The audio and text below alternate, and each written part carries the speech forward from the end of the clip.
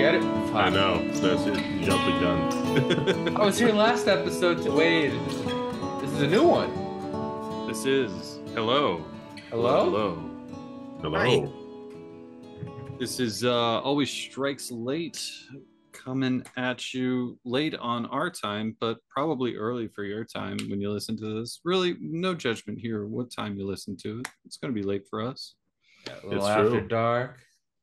Got a couple of friends on tonight. It's not just Jack and I, although it's never just Jack and I when we're here. Indeed, we're always here with you, dear listeners. So That's never right. forget. So we got Rocco coming back. Y'all know him. Y'all love him. It's your boy. And we have Mason coming on tonight. Mason, you want to introduce yourself, man? I know a bunch of people know you, but Yeah, a bunch more I'm people could. Mason Knox. I Woo. think I've done a Mason Knox. I've done a podcast here or there on the channel with Matt. You've listened to our tournament prep stuff. But I'm Pacific Northwest local, and I love Sigmar. Not the Nice. god, the game. Yeah, Yeah, because hates the Sigmar god, lies. loves the game. He Listen, lied. he lies. He's a jerk. Yeah. Hate the god, love the game. That's what they say. Yeah. They made Solo Start Ballista so good now. Play him for 12 months. You know, it's funny. Like, I didn't even open up the Order War Scrolls. I'm like, nope, don't need any of that. Waiting for tomorrow.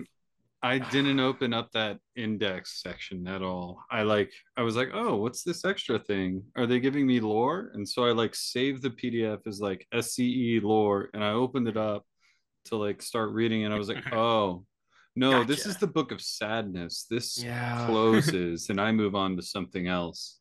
Yeah. Yeah. It's so funny that after 5 years, they made those models what people always wanted them to be, but you get Pretty them for much. just a little bit. I I guess. mean, yeah. if Evocator still did mortal wound Mhm. zaps, I'd say it'd be a perfect thing for them. Like the stupid Lord Ordinator makes the ballista have exploding hits on 4-ups. Like what? Yeah. So you're saying that Jack might be Ballard. able, Jack Ballard might be able to shoot cast his way into 2025. Those goddamn castigators I could get him to play no if one played. That no one played are good, Mason. Jack can run all the shooting. It'd be fine. You know, that's almost like a gift. It's a gift right there. I mean, I remember that Right. army. Yeah. It's going full circle. That's what put him on the maps. What I hear is before my time, 'cause I'm a young Mhm. duck still. You are. Oh man, You know what's fun Sacrament, though? What? You know what's fun? My very first tournament that I ever went to was the first RTT in the area. I had to drive 6 hours, and I'd only played 8 games of 2.0 before. Mega Gargants, Sons of Behemoth were my first army because I liked the models and I got into the game. Yeah. And so I got destroyed 8 games in a row in second edition, just creamed. Then third Nice. edition was coming out. I went and did an RTT, and I went 3-0 with Mega Gargants. I'm like, whoa, what happened, right? Little did I know that they were going to be the menace of the edition that they were. And I was locally bullied out of owning the army because nobody wanted to. It was the only army I had, and I just liked him because I had a narrative and a theme and everything. But so I got rid of him. I got a really good deal for him. And it was sad to see him go, but it was somebody local. But now in the precipice of a new edition, going to the very first tournament 2 weeks after the same scenario for 4.0, I'm pretty set on taking Gargants again. Oh, you should. Yeah, I'm interested in seeing how they play in this edition. I'm still trying to digest everything because you know me, I like to have the book in front of me. I don't like to go through rumors and right. learn something incorrectly. I like to be able to play the game in its entirety. And so with the changes to the reactiveness of the game, the repositioning, I wonder how that small model count army is going to do, right? Because there's so many chances for somebody to just run away from you. Maybe there's 3d6 charges, maybe there's something that comes in with that index that's a little bit more saucy. I don't know. I mean, I'm curious what the other two folks might think before I kind of lay into my rationale behind it. Rocco, what do you think? So what I'm worried about first it's two sides of the same issue for me. Where on one side it's can armies pass the DPS check of actually killing a Mega Garg in a turn, which was always the traditional. That's how you dealt with them. They've run out of dudes eventually. Can't stand on all the circles, even though they own the ones they stand on. And then on the flip side is has the damage been balanced? Because again, I don't fully know every war scroll and every stat for all these armies, but has the damage also been balanced in that because you can do so many wounds to those Mega Gargants and their control store goes down? Do we have tech that can just keep lowering something's control score down so much that a Mega Gargant doesn't matter once it loses like 10 wounds? You know what? That I think is where my hot take comes in. I feel like without having like reviewed every single war scroll because of their cadence of release, and I too like to actually look at it all right in front of me. From what I've seen so far, I think control scores are elevating the ability of most models to compete for raw numbers against a Gargant.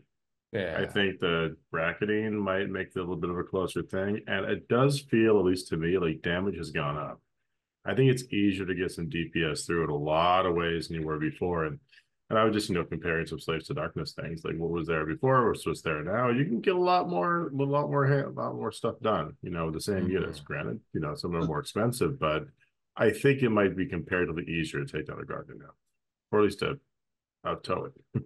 Do you think that damage has gone up or saves have gone down? Because I feel like, I guess a lot of the units that I was using, damage went down because of lowering of rend, and actually like lowering of some damage in general. Are you thinking then again, I play the weird units. Yeah. All the books that I saw, right? Mortal wounds have come down by a large amount. The amount of critting in the mortal wounds that you used to be able to have in third. Yeah. There might be a couple units individually getting ahead of this now. Dawn Riders have people freaking out. Yeah. Some people worried about Free Guild Cavaliers with the, roll how many dice per model and you still get the shit. But overall, I think that the biggest thing for me with damage output right now was the rebalancing of the profiles to be like the basic humans of 4-4. That's your normal profile. You get a little better or a little worse. But like math wise, when everything was like 3-3 and you can get it to 2-2, the pluses to hit and wound aren't as common, it seems, so far. Or the buffs aren't like going out to everybody. It's like pick one unit, pick D3 units, not hey, pick your whole army within 12 inches of you. Maybe just what I've been paying attention to, but I feel like I've seen a number of ways to get pretty good numbers. And even those base profiles you're talking about, Rocco, right? Like I think it advantages some things. Yeah, your basic humans living in 4-4 land, probably as it should be because they're short-lived and generally dim. But which I'm fine with as a Cities player. Yeah, that makes Sigmar sense. lied. He did lie. But your monster is like a 4-2 for like everything. You can always all attack. So all your monsters out there are 3-2.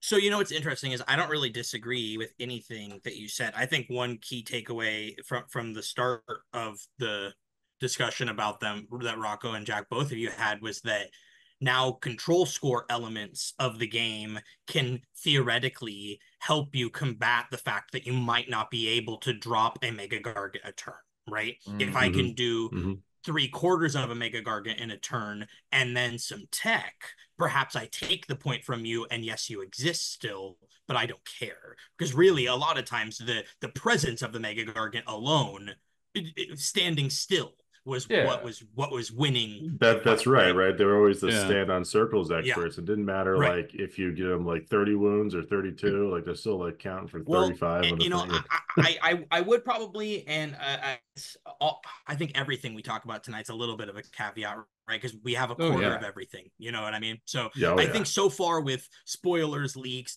discussions, what we've seen today, I would probably challenge the overall damage being increased on the edition. I would say it's net neutral at best, right? I think that there are some more defined scalpel units across the board, like kind of Rocco alluded to. But I would poise, if you're going into it with a Gargant player's approach for Please. out the gate here, right? I think that there's a couple of things.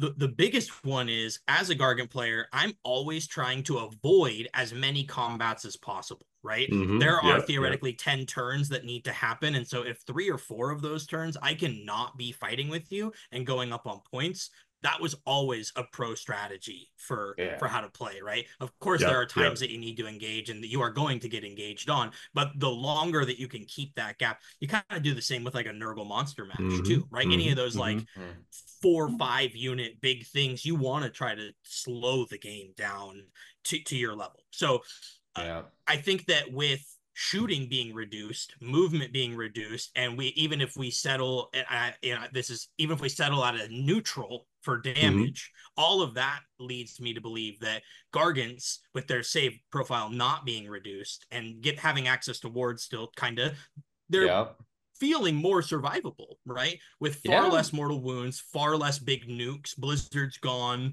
You're not looking at things like mega, like huge sentinel blocks or bow snakes double shooting you. That kind of output is not present theoretically. I haven't actually gotten to the dock one yet. Did we actually lose the Marathi hero phase bullshit finally? Maybe. I believe we did. Let's go. Yeah. Now, again, we only have a quarter of the stuff, but we've seen a fair bit of what's not been released yet. And so far, there's not been a surprise of anything like that. So I think from that perspective, Suns have a good spot, just as a general overview before you even dig into what the core rules are doing, or what Matt was alluding to with all of the new mechanics and the tricks and how that might interact. But the event that I'm going to is the Tacoma Open, and it's an 8-round, it's a 3-dayer, which is crazy. It's the first time I've ever done a 3-day for a game like this. I've done 3-dayers for card games and stuff that I've done in my life, but not for Warhammer. So pushing around 4 or 5 models is for the whole less weekend mental load, man. Right. That's a competitive edge right there, for sure, because I still think they're competitive. Sans that, right? But with that in mind, I think that's important too. And with the tools that Matt said that we might have to worry about, I'm thinking I now have less decisions that I need to make, which kind of leads into the earlier point. But on the game, I have more critical impact with those important decisions, because my guys are so big, right? A counter charge, in my opinion, is worth so much more if it's coming from a Mega Gargant that's getting like 3d6 charge from a Kragnos. Or something like that. Agreed. The impact on that is not a 100-point screen interrupting my battle tactic. It's interrupting my battle tactic and taking this objective potentially, and maybe dealing 46 mortals because I'm a gatebreaker and I rolled a 4 up. Right? Like people are calling it Hobo Blizzard. So, which is awesome. You know what I mean? So like the king is dead. Long live the king Blizzard. I know. Yeah. I mean, I could tangent about it for a while, but I actually do think that they're poised to do pretty well for an event like that. I can see that too, especially that marathon session you're gonna have. Right. Yeah, I know. 3-3-2. That's the schedule for that. Yeah, less decisions, always better outcome for me at least. Yep. But there's another thing too that I just kind of like stumbled across while we were talking about this, and that's the reduction in the size of the objectives. Yes. So even that brings more control into the Gargants, right? If they can just plop themselves in the middle of an objective, what is that? Half an inch? Or is it an inch and a half? Well, here's the question. Here's my question with that. Are we doing because there was talk about that you couldn't walk on the objective. Like I think you can. It says so in the core rules from what I read. Yeah. Good. That is confirmed. Okay, good. That would be such a nightmare. Dude. I mean, I would love it because then, you have custom armies with custom objectives, and cool. Like I feel like that would bring a little bit of just hobby time into it. For me specifically, as a person who just wants all the hobby time. For what it's worth, you still can. It's just way less practical. Yeah, it just means that you're gonna have to just shellac the entire base of whatever that thing is, and then hope that nobody has metal bottoms or something on their models. Yeah. Yeah, here's my steel prong tennis shoe model. It's scraping up your yellow. We had a local player who magnetized his carrying tray. He had a giant magnet for the bottom of the tray, but he had unpolished steel bottoms for every one of his bases. So that thing would just cut up whatever he set him down into. And I was just like, oh, you kill me. Don't play on my mats. Don't do anything. That's so rough. That's so rough. Oh. I commiserate with that. Weird and interesting answer. Should have just, sand the edges, my friend. Fair enough. Sand the edges. It's a good day if I'm not shuffling my models into a backpack, Like, yeah. I hear that. To be avoided. Game toys. That's what they are. I'll tell you. I mean, I like painting. I'm doing it, right? But game pieces, you know what I mean? Yeah. Listen, while we're on the subject of tournaments, we really got to plug the one we have coming up for ASL in a couple weeks. Probably right around when you guys are doing yours, Mason. We're gonna have a little RTT up in here in northeastern US in Milford, Massachusetts, on the 27th. The spots for about 20 players to figure out this 4th edition business. So if you're local, come on out. Anybody listening out there? I heard a rumor that if new players break the rules, they're immediately disqualified from their match. True, false? Yeah, we set traps. We set traps there to win. Of course not. No one knows the rules. Not I also heard a rumor that people there are getting little dices. Oh, that's a hot rumor, yeah. They may have arrived in the mail already, Matt, verified. And thank you. Any little merch going? Yep. Any entrant, as part of their entry fee and the chance of glory, is definitely going to get 2 Always Strikes Last dice hot off the presses. So you heard it here first, folks. Yep. We got some folks registered right now, but I imagine we'll probably fill it up. I'm going to play myself and do kind of the run it and do it thing, because I also need to figure out how this game works. We'll have a good old time. Yeah. You're like, no questions. Everyone just play. Yeah. It is a question. I don't know. Look at the rule book. No one knows. There's exactly. If there's a dispute roll off, we'll talk about it later. I am going to set up a series of absurd tests. I'm going to make them do like a walk the line sobriety test. Okay. Determine who is more right, or any number of funny things I come up with on the spot. Whoever falls off the line first gets a -2 to their roll off. Bring back those 1.0 rules, like whoever's beard is longer is right this time. I'm here for it. Yeah, but really, I won't do that. We'll be fair. If anyone who actually comes to all the crazy rules. I mean, how are you guys digesting it? We got the rule book on Monday. It's a lot. I still haven't completely solidified the idea of some of the bigger changes, like just actually knowing that I have a bunch of endless spells at my beck and call without points, and then making lists, leaving that room to think that I need to have some for like an endless spell here and endless spell there. Or like knowing now that I have 20 extra points where I could actually retool that list a little bit instead of having. Let's talk about that for a second. Do you guys have like a little bit of a feels bad when you're trying to make lists, because you know that there's no point to leave space except for that one command point you get if you're 50 points under? Like, you don't really get a triumph.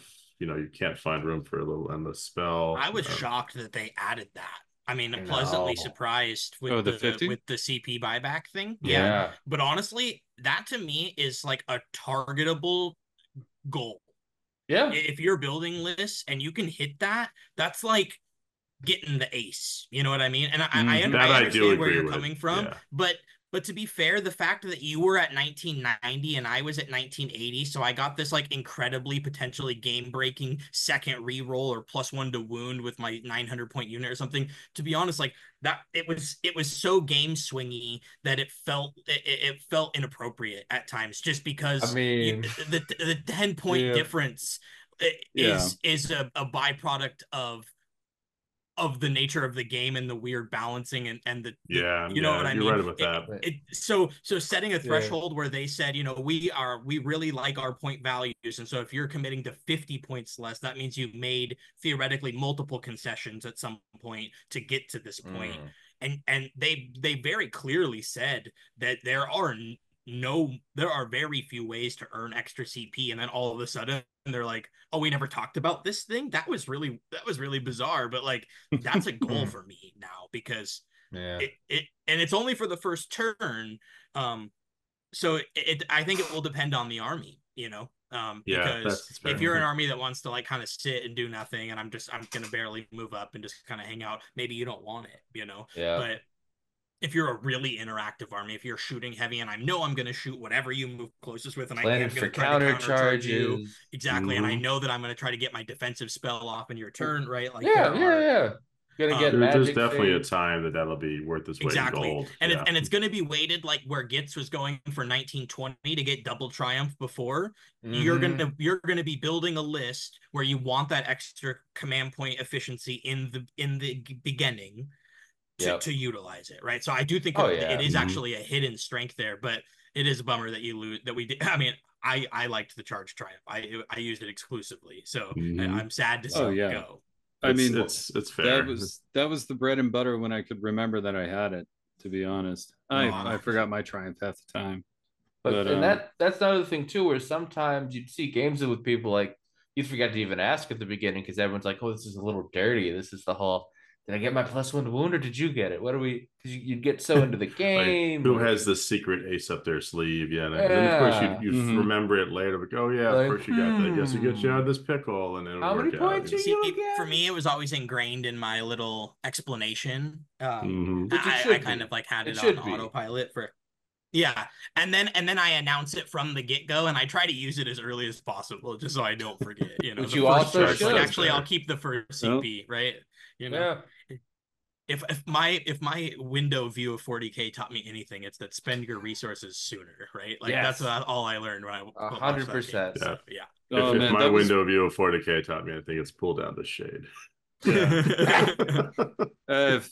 If my recent foray back into 40K told me anything, it's just screw all the rules, go play narrative campaigns and make up all the rules for your friends who are just like, oh my god, why nothing's balanced? And I'm like, yes, because nothing is balanced. Like, what is this future?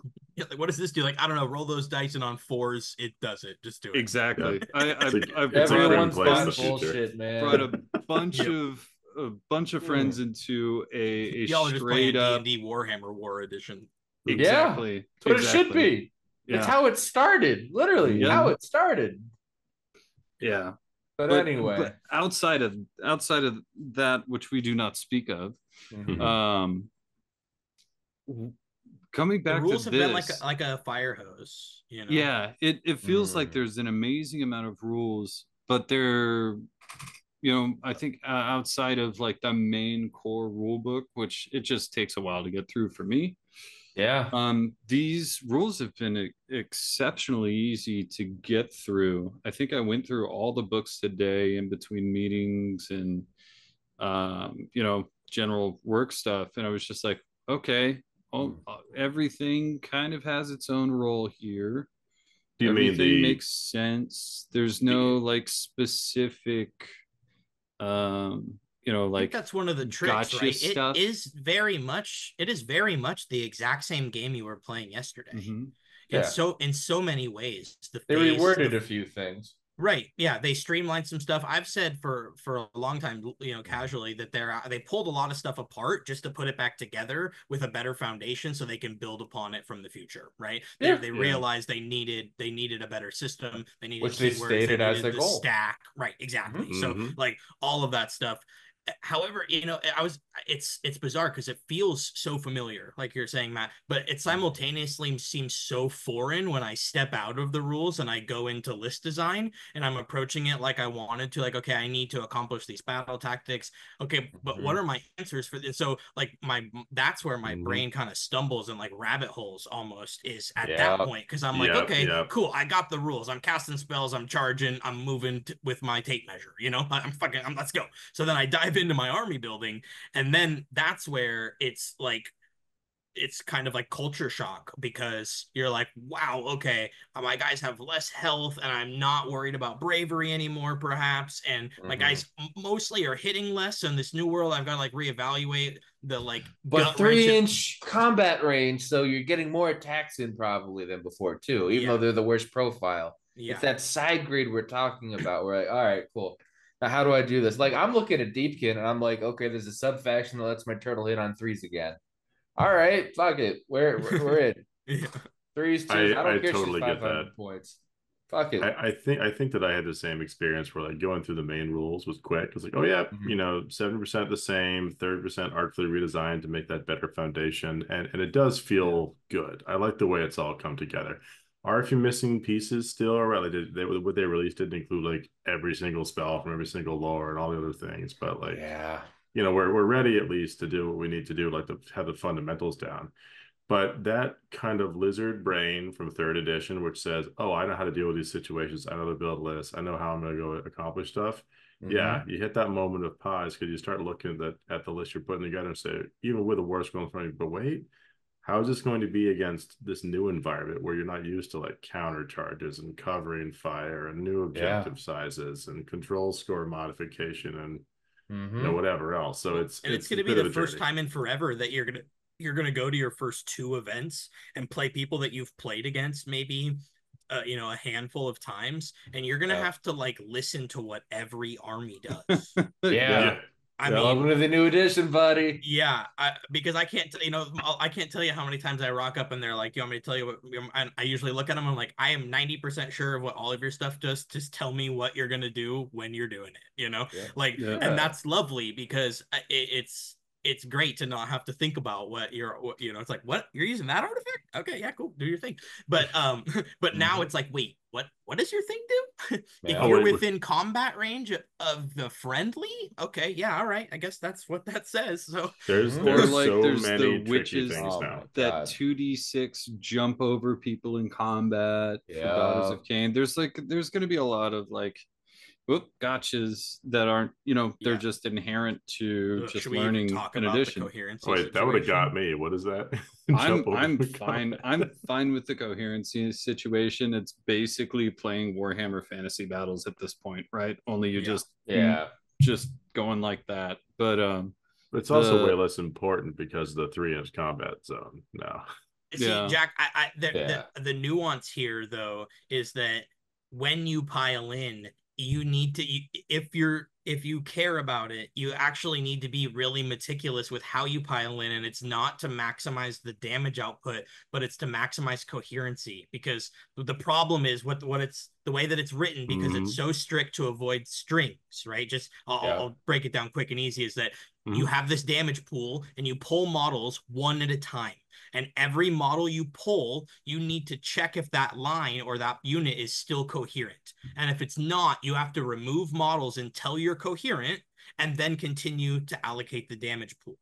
But Oh, the that's least funny. amount I of didn't models. realize that. So you could literally be in yeah, a situation where someone's going to do like 7 damage to you, but it equates to 10 models removed because it's somewhere in the middle there's a little line, and that Right. means that that coherent moment is just guys running away. Oh, Exactly. And so if you have like units of 32 mils, right? A unit of 10, and you have them push base to base, back to back, rank and flank, side by side, okay? If you have them set up like that, you'd think to yourself, I can't be closer, right? But if you pull any one of those corners, those 32 mil bases create more than half an inch gap between them. So you have to be actually like woven in to the sides. So you have to kind of be like off centered a little bit yep. with It, 32 mils at Mm-hmm. all times. Because well, if in you lose 40 one guy, mils. yeah, if you lose one guy, you could lose four. If you had that string of 20 clan rats where you triangled them up at the end and I dealt one damage, you would go down to 6. Yep. That's how punishing that is if you did now the that old that school is string. so huge. Now, interesting Right. moment on that. So yeah, Mm-hmm. definitely as written right now, they'll do their GW thing. I wonder if they're going to leave that alone and have it be like this is a new kind of like you must be very careful about this test and abilities where you Well, can Yeah. selectively pull models become I have it incredibly on good overpowered. authority that it is by design. Okay, Yeah. okay, So That so I that's think it's interesting. healthy for the game, to be honest. The less conga lines we have in the game, that's yeah, what that will reward is, more tactical and interactive play. right. It is unfortunate, but it's the byproduct of strict rules, and I think the only way to avoid the conga line. Yeah. So it's Yeah. just a necessary evil, I think is what you could I don't call even it. see it as an evil. I see it a little bit more as like if you want to think about like a thematic army, right? If you're gonna if like it's almost game breaking, like immersion breaking. I'm gonna call him out. I had a game with Ricky Fisher Okay. a long time ago. I think we even streamed it on Dimensional Cascade, and he teleported. And this was second edition. He teleported a maxed out unit of goblins, and I was playing Beasts of Chaos, Yeah. and he managed to string it around the entire battlefield to the point where I couldn't summon anything on, Yeah. and I couldn't move anybody because he was within 3 of me, surrounding me, my entire army, and stuff like that. It's like, yeah, that's a tactic for sure, but it's almost game breakingly unimmersive. And I Yes. find that it's not that it's because we both laughed at it. It wasn't like it's a negative play experience, Yeah. but it is one of those things where it's like, oh yeah, I'm playing a What it board would have game. been if I'm it not, wasn't your friend. huh? Yeah. It would have been if it wasn't your friend. As somebody who very much relished playing Kroot and denying White Scars. And there is a very, very popular meme out there. Well, it was Yeah. very popular a little bit while back. Denying a null deploy army on the board, I think, is hilarious. I think it's funny as hell. Um, so if I were to null deploy, I would deserve it, and that's kind of why I don't play null deploy armies in general, because I've learned from setting myself up for the But I think negative what play you were getting experience. at least how I was interpreting it, was that the immersion break was that their tactic was they just had this crazy teleport that could spread their whole army perfectly to surround the battlefield and your Mm-hmm. entire army with a single teleport, right? If you Yeah. use your whole army and screen off the entire board with your speed and your tricks and all of that, more power to you. But Yeah. I agree that a single teleport of a double 80 point or 80 little shitter Yeah, like unit, right? 60, 70 models, whatever they were back Whatever then. it was. Yeah. No, Yeah, that's 100%. pretty It's more outrageous. just like it's more just like, cool, yeah, we're playing a game. I'm not going to make any more goat noises. Yep, we're Right. playing a game. I think that situation happened at Worlds, the Team World Championships this year Oh and yeah. last year, and Yep, Yeah. against both in Beast. Beast of Chaos mirrors. Yep. Mm-hmm. Yeah, that's I why I recall stuck with that. Dragon Ogres all the way to the end. There was Yeah. quite a It was famous in a null picture of deploy. that, I think. Didn't Miles share that with us last year, Matt? It Yeah, was something that's what pretty he's funny. talking about. That's what he's talking Yeah, about. Yeah. I love that moment. Yeah. But with all these rule changes and stuff, something we could talk about as well is the changes to allies to this regiments of renown here. Mm-hmm. It's we're gonna, for order armies, it's not like you're seeing Aether Wings everywhere, and for chaos armies, everyone's best friend, Bellicor is Yeah. Oh, Bellicant. Mhm. Bellicant. Well, now you Bellicker, actually have to play the Belacker. Slaves of Darkness to take advantage of that fun stuff. Mhm. Well, so this is. I know you guys have your opinions. I'm gonna say them. I'm gonna say it and spray it, and then I'll let you guys run through it because I know you guys Okay. love Bellicor. I don't own Bellicor. I've never found him interesting. It's Mhm. only because I have run into him in almost every other list that I play against with Yeah. any Chaos Allegiance, and so I know a lot of people. He was in corn, Matt. People Well, were bringing him in corn. so Religiously. the specific way I like to play is equal threat target, right? So Yeah. it specifically nullifies the use case of Bellicor when I play against them. All the lists that I write usually have a general equal threat spread out against each thing. So when a Bellicor goes to try and stop something, it's like, cool, I've got like 3 other ones of those. So I've never ever had a problem with Bellicor. I have usually taken him off the board before he can do anything else because they're like, I don't know what to do with this. So for me specifically, I just kept on running into this model that just didn't really do do much against me. Whereas other powerless, like things that were built into a single strategy, like yeeting Sigvald or something, right? Yeah. Bellicor would shut that down instantly, and there goes a huge part of your tactic. So for me, it's like, cool. I'm glad Be'lakor now has like a place to live where he becomes like, oh, that's a saucy little addition to your army that I haven't seen in a while, you know? Variation, I guess, is what I'm happy for about it. But I know So everybody in a else way, is your heartbroken. take is that he deserves a timeout. I don't know if he deserves a timeout. I think I just specifically played into him a lot to the point where it's the same with Sigvald. Like I played against a lot of Sigvald and a lot of Be'lakor. And those two scare a lot of other armies, rightfully so. But I've never had a problem with them. And it's probably personal luck. And part of it is also list building, but for me, like the loss of Be'lakor into every other army, I never considered him in the first place because of how I play and how I dealt with him before. I think that's a fair thing, but of course, like your particular style of list building, Matt, well, great, is not fully representative of the trying experiences, of many people in third edition, where they did have their big block of like 10, 500 point 6 super unit or whatever. Yeah, Croak. Fucking Croak. Fucking Croak. Archeon. God models everywhere. And it was tough. It was tough for them and very fun for me or anyone else who brought an Archeon. So I'm sure that the reign of terror is somewhat lessened, by this at the very least. I mean, for me in my area, real quick, it was either did you know someone that was bringing a Be'lakor? You brought a certain type of list to a tournament. If you're like, okay, around a lot of known chaos players showing up because everyone's beating the snot out of each other regularly, you get an idea of what's coming. Okay, I need to bring redundancy. I need to do what Matt did, and then that dude just wasted 400 some odd, 400 to lower points at the time. But now the king is dead. Long live the king.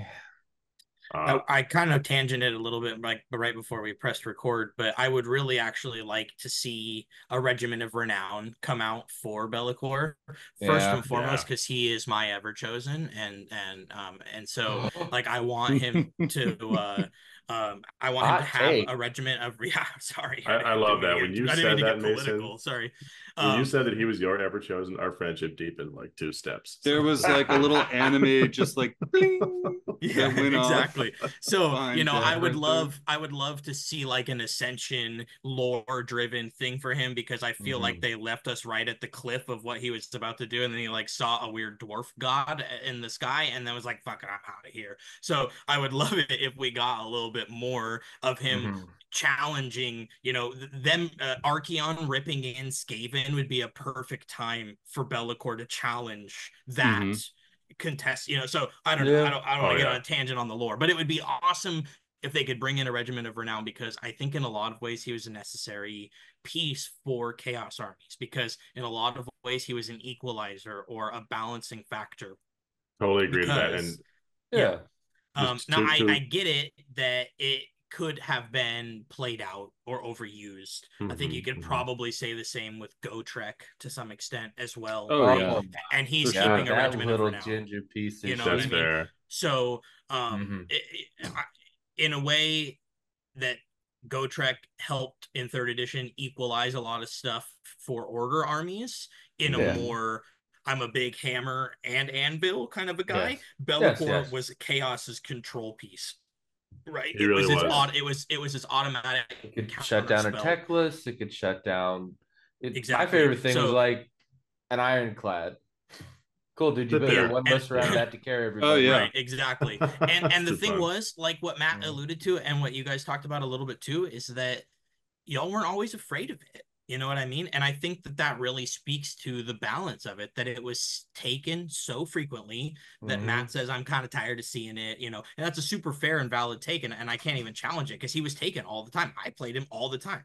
He's Bay. You know what I mean? I love Be'lakor. So like, I totally get that. But it was, I'm trying to think of the politest way to say this. It took a really good player to use Be'lakor to its full effect, and it was really easy to fumble with Be'lakor. Oh yeah, you picked the wrong thing and you're screwed. Yeah. Or the wrong time. You could have picked the right thing at the wrong time, right? Or you picked the right thing at the right time, and the dice just failed you. You know what I mean? And so the, the reason why I chose the word fumble is because there's so many ways that it could have gone wrong, and it could have been by choice, and it could have been by dice, or it could have been by both. Yeah. But all of that to say is no one was ever shouting from a mountains, my God, they gotta just get Bellacore. He's so good. In fact, Oh yeah. battle scroll after battle scroll, he was reduced in points down to like Yeah. 340 at the end or something. Yeah. He went to like 350 and then to 340. So like they encouraged it in a way. So it is sad to see it go, especially because like I was somebody that when the new Slaves book came out, I lost my Empty Prince army, so I had this beautiful commissioned army, and now I instead had a bunch of centerpiece models for different armies that were all cohesive. So in a different way of thinking about it, you had 4 new armies to work on. Or exactly 140k army. Right. And so like it sucks from that perspective too. It does. It of course in the same way I sympathize with people that are losing their Stormcast models or their Skaven stuff or Beasts of Chaos, Bone Splitters. I mean, you get a year. Famir. I bought my brethren. What else? I brought my brethren of the bolt like a month and a half ago, and they literally will never touch the table. The moment that people were like, "Oh, this is really points efficient, really good," I'm like, "No way, it fucking helps letting that shit stay." Yeah, and my Haskell Hexbane and the boys like. Oh yeah. Yeah, I've basically just realized that I'm just gonna convert them into another command core. Yeah, Matt, I really feel like you need to get some special gloves for your hobby time. Just call them the hands of dust because of what has happened to all of the armies. I don't know. It just that's kind of like the warning beacon on the horizon, right? If I'm painting up that army, expect it to get squatted in the next year and a half. I bet you that both actually be pretty good for the next year. And here's a hot take with no evidence, but I bet you they'll actually be a really good army to take to the US Open because I foresee them actually just throwing them a bone. Beast of Chaos might be in the same boat. But I actually think that they'll let you sail off greatly if you are one of the 8 Bone Splitter players in the world. So I mean, you're probably right Dr. about Nick, that. We'll find out. You heard it here. Yeah. We'll find out tomorrow on Beasts of Chaos, right? And then we'll find out later this week for Bone Splitters. I mean, I would love to ride my Orc on Pork into the sunset and then kill everything with my Dragon Ogres for one last time. Just if it's busted, I could hard pivot off of Gargants and play it for you. There you go. There you go. I'll do that for you if it's busted. That's a favor. That's a favor. Wait, would that be the move for the Tacoma Open? You'd be like, nah, here we go. Yeah, I mean, with my local friends always support Madness. One time said, Matt, I need to borrow 40 Black Knights. And he said, how would you like to deliver? How would you like them? Yeah, Matt is one of the few people you can candidly ask, can I borrow 40 Black Knights too, to be fair. Yeah, that's so good. And I'll make sure they're all fully painted. I can't have them half-ass painted. Actually, those Black Knights were in rough shape when I got them. I still feel bad about that. But there was one thing you were saying earlier about them coming back as a Regiments of Renown, and I actually really liked the idea of it because it would give them a pivot to not having the split Raptorix Furies box. But imagine Bellacore with just like, I don't know, 20 Furies. Yeah, and Bellacore that would with be Furies, perfect. Raptorix, and a Chaos Legionnaires. Yeah, Legionnaires would have to be there. Or you know what? Make it like 700 or 800 points, like the Death ones, and give me Bellacore, Eternus, and a unit of Legionnaires. Right? I would like that one. That would be really cool. Yeah. Right? So it's thematic. It needs to. In my opinion, that they've kind of built the Regiments of Renown and Armies of Renown to be lore driven, and it like totally would fit in. Like to me, that makes sense, and it pushes your model sales. I mean, Bellacore is not a cheap model, so. No, you know what? But he's beautiful. Just what we're thinking about him. Like I've been looking at the Slaves to Darkness stuff. You know, pretty much more exclusively due to being a Slaves to Darkness player at the moment. He's great now. As long as you're within the 4 walls of that particular index, he's really gonna be very present. I think, just from what I'm seeing. Yeah, because they buffed up his abilities, so he's not just that control piece anymore. He has some really interesting tech. around kind of because he forcing buffs anyone. your units now, and as opposed to hurting theirs with his spell, right? Yeah. I think it's almost I haven't a seen it. twofold thing. One is like, because of the changes to magic, he gets all those lore spells and they're all really good. Yeah. Plus his spell, so he has two cast wizard, which is kind of like much Should more have been in valuable the now with the teaser. points changes. Well, Yeah. And I then definitely didn't have Archeon more expensive than Nagash on my bingo card. So yeah, Not at seriously. all. with That that was in mind, of course, like if you basically ugh. pointed out the centerpiece, granted, Mhm. Archeon slaps, I'm sure, right? Yeah. Even last edition, he was not seen very much, but like if your army didn't have a good matchup in it, he just devastated you. Oh You Oh know? yeah, yeah. he Yeah. walked over anything he wanted to if he was in Yeah. the right spot. Yeah. Now he's I think like So he's coming back to 25 that. wounds or something stupid on a 3-up 20 with a whole with a 5-up board. Yeah, I mean, Yeah. and you like know what? He kept everything, and I think they did that because I kind of think that his eye of Ed Sheeran lets him take a double turn and still allows you to pick a battle tactic.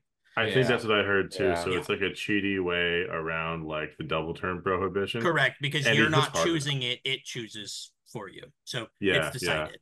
Yeah. But nevertheless, I think that you could just shave 50, start on the lower end with those 800 point guys, and then if everyone's playing Archeon, that's a world I'm happy to be in, but then adjust it, It's Yeah. because it's Man. true. He's so expensive. Like, yeah. I yeah, know. he hits harder. It's cool, but 890. I still have fever dreams of the -1 save Archeon from the beginning of third. Let's just hope he's Oh. and I think that goes back to the fact that we all have all these new, essentially a new rules across the board. I'm really enjoying that because what is it, the past two editions move over, we've had some considerably bad situations. Gargant's being one of them at the beginning of third, Archeon as well before the save stacking stuff was kind of reined in. Mhm. And like I'm actually really kind of happy that even if we've had to wait this admittedly not long road for the rules, but like wait for indexes, like this is probably going to be the most balanced version of the game that we're walking into as far as I can Yeah. tell. Yeah. When Just 40K from does their this. experience, yeah, with 40K. Yeah. And Because so what you'll see is a power creep type effect as mhm. the books trickle in like they do, and there will be a couple of duds here and there, right? And if they're doing two by two Yeah. by two like they've always done, right, one in every 4 or 6 flops, then so be it. But usually the power creep is there, so it's weird. You're like praying that you're not Stormcast, but Mm. you're also praying that you're not Feck because like Mhm. just Yep. to Yeah, use the last edition as an example, but it's Oh so yeah. true because it's I never fun to mean, get the super overpowered book, right? And walk in and be like, oh, you're that guy, fine. That just takes the fun out of right. it see, I immediately. don't, Yeah. I don't think Stormcast players have an excuse because They should at the expect beginning it. of third, if they were bringing all dragons, they built that for all dragons. Yes, it's Shit, at the cool, Yeah. but beginning, if they also, brought anything, they were doing good, dude. I oh mean, man, no, Vanguard Those Wing oops all was drag. pretty sad at the beginning of third. Even with the Mhm. teleport, Mhm. everything was way over costed, which I think they are I right mean, people now. were doing like 2 units of 6 long Oh, strikes, and long one of them was strikes. getting Yeah. the. Long strikes are not the fun stuff. I'm talking about Vanguard Uh, Paladors and I'm talking about Hunters what I and had to face in the Aquilors. war, brother. Oh yeah. No, I remember those days. Listen, I I remember went to Oh a those man. days. tournament. I did a doubles tournament in a jersey that Martin Orlando put on. I did it. It was my wife's first tournament. We teamed up. First place got was Oops All Dragons. Both people did it. And the joke was my wife and I actually won because everyone you can't beat Oops All Dragons. But now what is that new Oops All Dragons? What's good because even with 40K when they did the indexes for this last edition for 10th, Oh yeah. Eldar. Eldar were the overtuned thing, seemingly out of nowhere.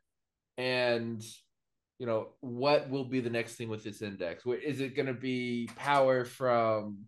Oh, I have access to my own manifestation lore already. for factions that don't have endless spells? Is that going to be a thing? Is it going to be there will be problems that slip through the cracks for yeah. sure. Oh, I have no doubt. Yeah. Mm-hmm. Watch it be Iron Jaws. Watch it be Iron Jaws. they That'd could be use the some best. love. Could I sell you on 15 Grimwrath Berserkers? You're not the first person to tell me that today. Yeah. Let What me tell you. about 18 battle mages? Listen, The convention the- got out and no one can find the cab. what's the YouTube the guy that does Call of Duty? He's like magic missile, lightning bolt, lightning bolt. I see it in my shorts all the time. It's just 18 D3 freaking chain lightnings. Can you survive that? Yeah, I'm probably only going to actually be able to cast 6 or 7, but I've got reserves. All right, So yeah. So the funny thing about that is I see a lot of armies being able to survive that kind of thing. Like if you go into a mirror match with another Fire Slayer's army that's loaded up on Volkite Berserkers, like what are they going to do? They're going to kill beef. It's going to how be many? 200 some Like odd 10, wounds. and then the rest of them are coming back in. That's But like, and the recursion and everything else. Plus you're losing on CP from auxiliaries. Like there's a lot of drawbacks to doing So like I know just that super meme list. I know that this is super anecdotal and is from 3rd edition. So, but I think it holds weight. I think that Grimwrath Berserkers were actually like underutilized by and large throughout the 100%. majority of the edition. But I had pre the initial FAQ where they changed the chalice, they nerfed the points a little bit. Release Prime Feck, right? I have I won a GT with it, and I like kind of swam through it with a surf focused 30 Crypt Guard, 2x20 Royal Beast Flayers, and a bunch of heroes. Just sit still, and I'm never gonna die, right? And so it was really good. And then I did a TTS tournament, and we were looking for a matchup into like an 8 Grimwrath or 6 Grimwrath Berserker list. It was 8, whatever, something. It was a lot. And I said I can take that, no problem. You know, I had no fear about that, and boy did I underestimate those Grimwrath Berserkers. Oh yeah, yeah. They could smack. They slap. And there's such a story all there. of the buffs that Fire Slayers got are really good. I mean, yeah, I'm so glad they don't make you like gamble for your allegiance abilities anymore. It's really fun. Well, I mean, it looks like Cruel Boys you're going to be gambling for some of them to a they certain should degree. be. They're fucking crazy, you know. Yeah, that's but there's a good fun Fire gamble, Slayers right? are regimented. You know, they should know what's happening. But the Grimwrath Berserkers, man. I mean, the crazy part about them, and I know it is a meme, but it would definitely do work and catch people off guard because oh, for sure, they all get the buff now. You don't have to have you don't have 6 of them and only 6 of them can get a different one. You know, there's like 2 different ones, and you have a condition and then a way to lose it, right? Yeah. But they have infantry keyword and hero keyword, so they double dip into the buffs of what Fire Slayers offers. So they have a lot of like passive army wide infantry gets crit mortals for the turn, right? Or run and charge. And so they benefit from all of that. And then anything like a Hearthguard Berserker unit nearby all of a sudden increases the ward save because they're also hero.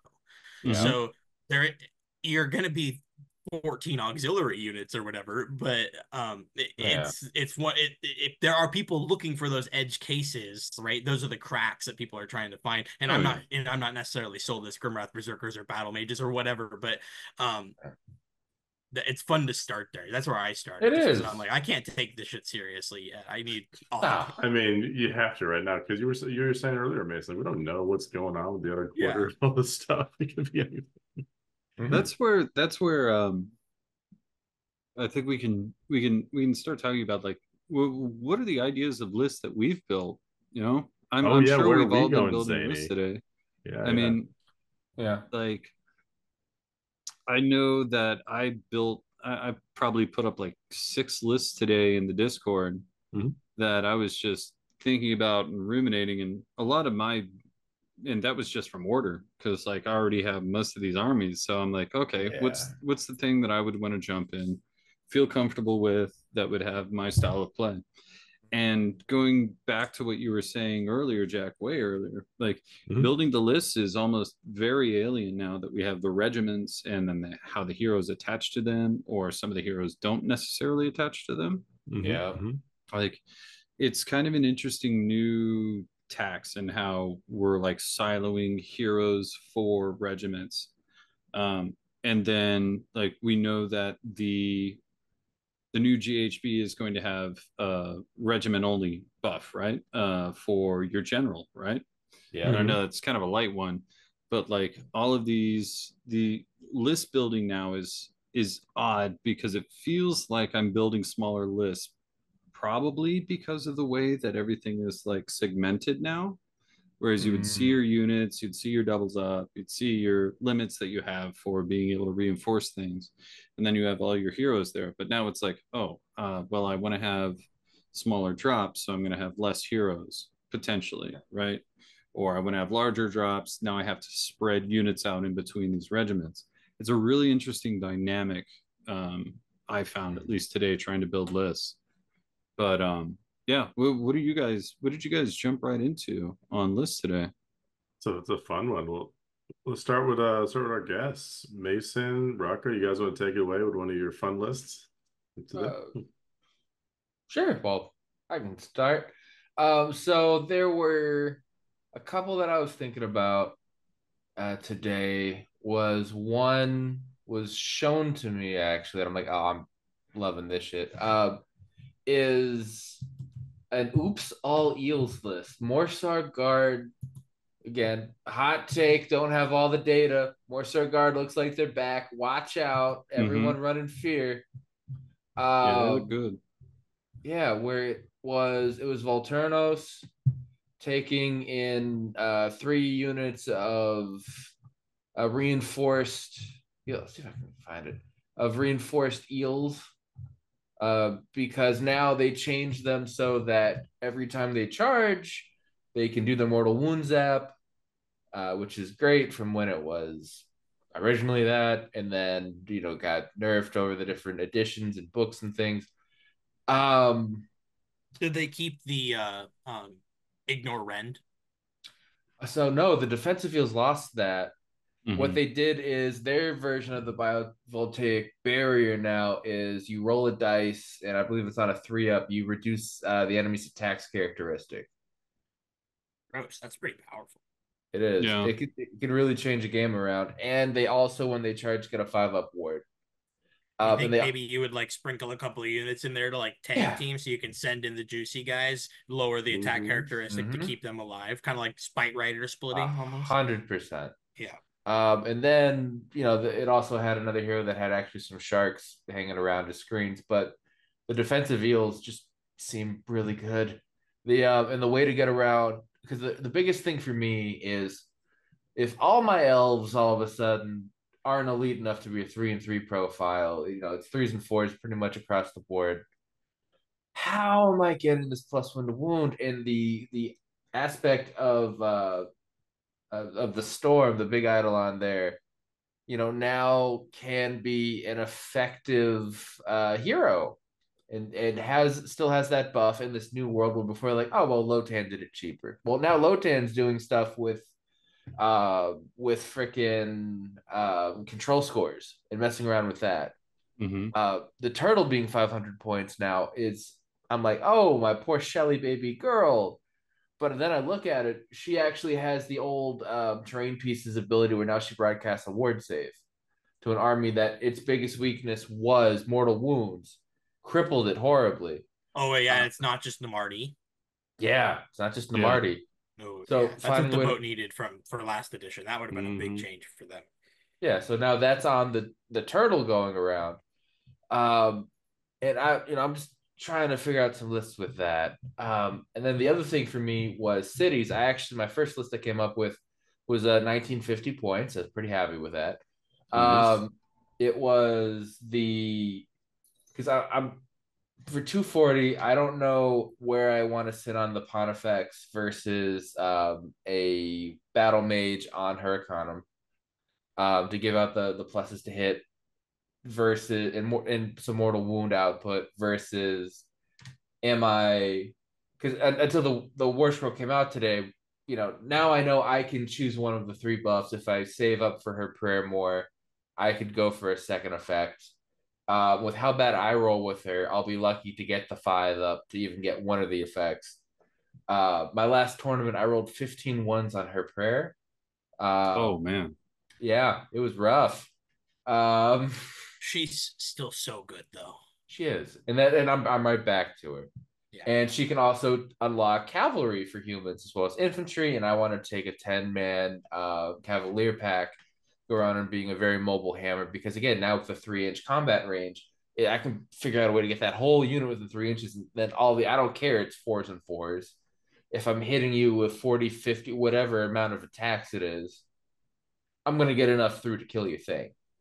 And then Fusiliers, which went down because, as we learned with third, when they can't shoot out mortal wounds from everywhere and power project, they're just they were way too expensive for what they did. They do have shoot and combat, but it's on their worst profile, where it's like the one if they move. And I'm like, okay, I'm putting together things here. So I'm like, okay, I have to make the Pontifex or the Battle Mage my general to make that in the slot so I can actually take the cavalry because the GHB is coming. And I want to be able to have my cavalry be headhunters to go and take out the shit they're going to try to buff in their general's regiment. Right. All of a sudden, I'm working with my cav being on 3s and 3s again. And that's a priority target. Is that what Yeah. that's called? It is. Yeah. Okay. Yep. And then I'm like, okay, so I've got my humans pretty much set out to throw in some steel helms. I'm like, okay, what am I thinking here? Well, I still have I have an elf contingent as well that I can look at, and I also own a rune lord. And I was big on Blackguard, and now I'm like, well, Blackguard lost their ward save from being a 4 up to a 5 up. Oh, and the 3s to hit, 4s to wound thing, I'm wondering what am I doing? Because I could go in all out attack to make the 3s to 2s, but I'm still wounding on a 4, and that's the curse of the Blood Warrior from rerolling 1s that Jack always shouted everywhere. So now, a little deep cut. I'm like, ooh, is that still worth it? But if I took a sorceress and then had the Blackguard, I could also slide in an assassin. Which are sleepers. They are sleepers in that little index. I gotta They go look look at it now. I don't even so know. good. Don't I even want to know. have like 2 of them in an elf Yeah. list. Yeah, and now that you can go and put in any hero with these command traits and artifacts now, because they're just enhancements, they're just genetic enhancements. It's like, if you have a war master, they have to be your general, they have to be in the general's thing. That's fine. But if I could put my what used to be command traits on any hero, well, you know what? I'm gonna put +1 to hit and wound for all out attack on that assassin that can't be targeted because it's within 3 of one of my guys and you can't see him unless you're in combat with him already. I And then almost. Oh, sorry. Go ahead. no. So that's what I'm going with that. The other way for the elf contingent could be swapped out for dwarves, and then I've got hammerers and a rune lord, and then I'm working with the cool prayer war that we have. Mm-hmm. And then that's where I was gonna go. That's where I was gonna go. The I almost would want to stick the prayer or the priest artifact on the assassin because it's you can't target it, right? Yeah. So build it's up like points to be happy, and then it has crit mortals. Yeah, and then when it's needed, it can hop in. But until then, it's like cool, good luck. Yeah, like that's pretty fun. 100%. I like that a lot. And I'll use my old Tenumbral blade, whatever, from the Silver Tower thing. That's just a really cool Dark Elf assassin. You know how I still use for mine, Rocco, is Aner, the Sword of Twilight. Oh wow, that's nice. A deep cut. He's an OG that's assassin. A deep cut. Yeah. Back my old Dark Elf armies. He's been around for a while. I have used the I think I actually do have the assassin model. I think I finally broke down and got it, but I use War Dancers. That's a great choice. That's a great choice for an assassin proxy. So Rocco, there's some spice from you. Mason, Yeah. what about yourself? I know you're already thinking Tacoma Open and how you're going to bring the Gargans to knock that one down, which Yep. they would do. But I'm staying flexible. I just want stay that. I know. flexible, right? Yeah. Okay. Okay. I would like to, I always do my best. I always try to win. I Yeah. go to tournaments and prep to play a competitive level. So yeah, if something comes out and it screams my name and it's easily accessible, I'll definitely put out the bat signal and try to find it. But so I am primarily a flesh eater courts and a cities player. Those are like my two armies. So flesh eater courts, I've got a pretty good idea of what things look like. So the points were helpful yesterday, but cities today, after officially seeing all the scrolls and stuff, I definitely got to toy with that a little bit. I was kind of bummed because I Were had you like Dark Elf heavy? If I remember so right. What were you? right when the book came out, I was. Yeah, I did like Okay. the 2 units of Blackguard I and remember. and Yeah. 3x3 chariots and a Yeah. bunch of fleet masters, right? So I did that early on. Yeah, that got changed on you real quick with those Fleet Masters specifically. Yeah, yeah. And so yeah, it was a heavy change. Those were all borrowed models, so no harm, no foul there. What really sucked was losing Callus and Toll and the Brethren of the Bolt because I was doing a big like all the war bands kind of thing. And so Yeah. I was doling out like 8 orders. I was playing a real techie Yeah. list with You cities. Callus and Toll still in there. You're talking about like the Hexbane. Correct. Yeah, Yeah, yeah. yeah, Did I say yeah. Callus and Toll? My You did, bad. you did. No, no, no. Yeah. Just clarifying for our Yeah, listeners at home. exactly. Play Callus and Toll now. It's very good. Yeah, very, yes. Yeah. Yes, it is. They are But fun. yeah, so Oh my losing God. Haskell, Hexbane, and the Brethren of the Bolt, that stuff kind of sucked. But still toying around with them. I will say one interesting thing: if you had a really deep cities army, if you had like a deep collection, you've had it for a while, or just throw a lot of money at cities, either way, you're feeling really good because I think one thing that was an obvious standout is that dwarves are 3 times better than they were in the last book, and elves are So like much better. 2 times better than they were. Humans Yeah. like side graded, which is great. That's Yeah. fine. So now They it's needed like to. 3 They're- books instead of 1 based on, or maybe Yeah, 1.5. Yeah. and the Yeah, book yeah. is far less racist than it was. Yes. It last 100. We're in a 6 more months ago or whatever. cosmopolitan This is a area progressive here. edition. Yeah, We made exactly. it. I would think it's more heightist, right? Is it a subscription for your grandma? No, still, but No.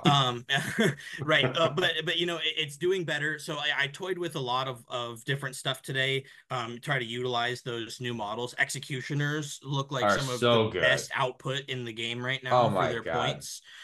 They have. I don't even care they're not 2 damage. I don't care. Yeah, it's 1 just the damage, but it's mortals? crit mortals, and it's on 5s, and they can be +1 attack because Oh, it's on 5s. I hadn't seen that yet. It's That's on Yes. 5s. Yeah. It's on 5s. and Yeah, they're they're 25 nasty. mil bases, and so Yeah. like they're definitely they were getting all in last edition, so they're definitely still getting all in. I totally have a Secret Cities army based upon my old Fantasy Dark Elves army. So I have like 60 executioners.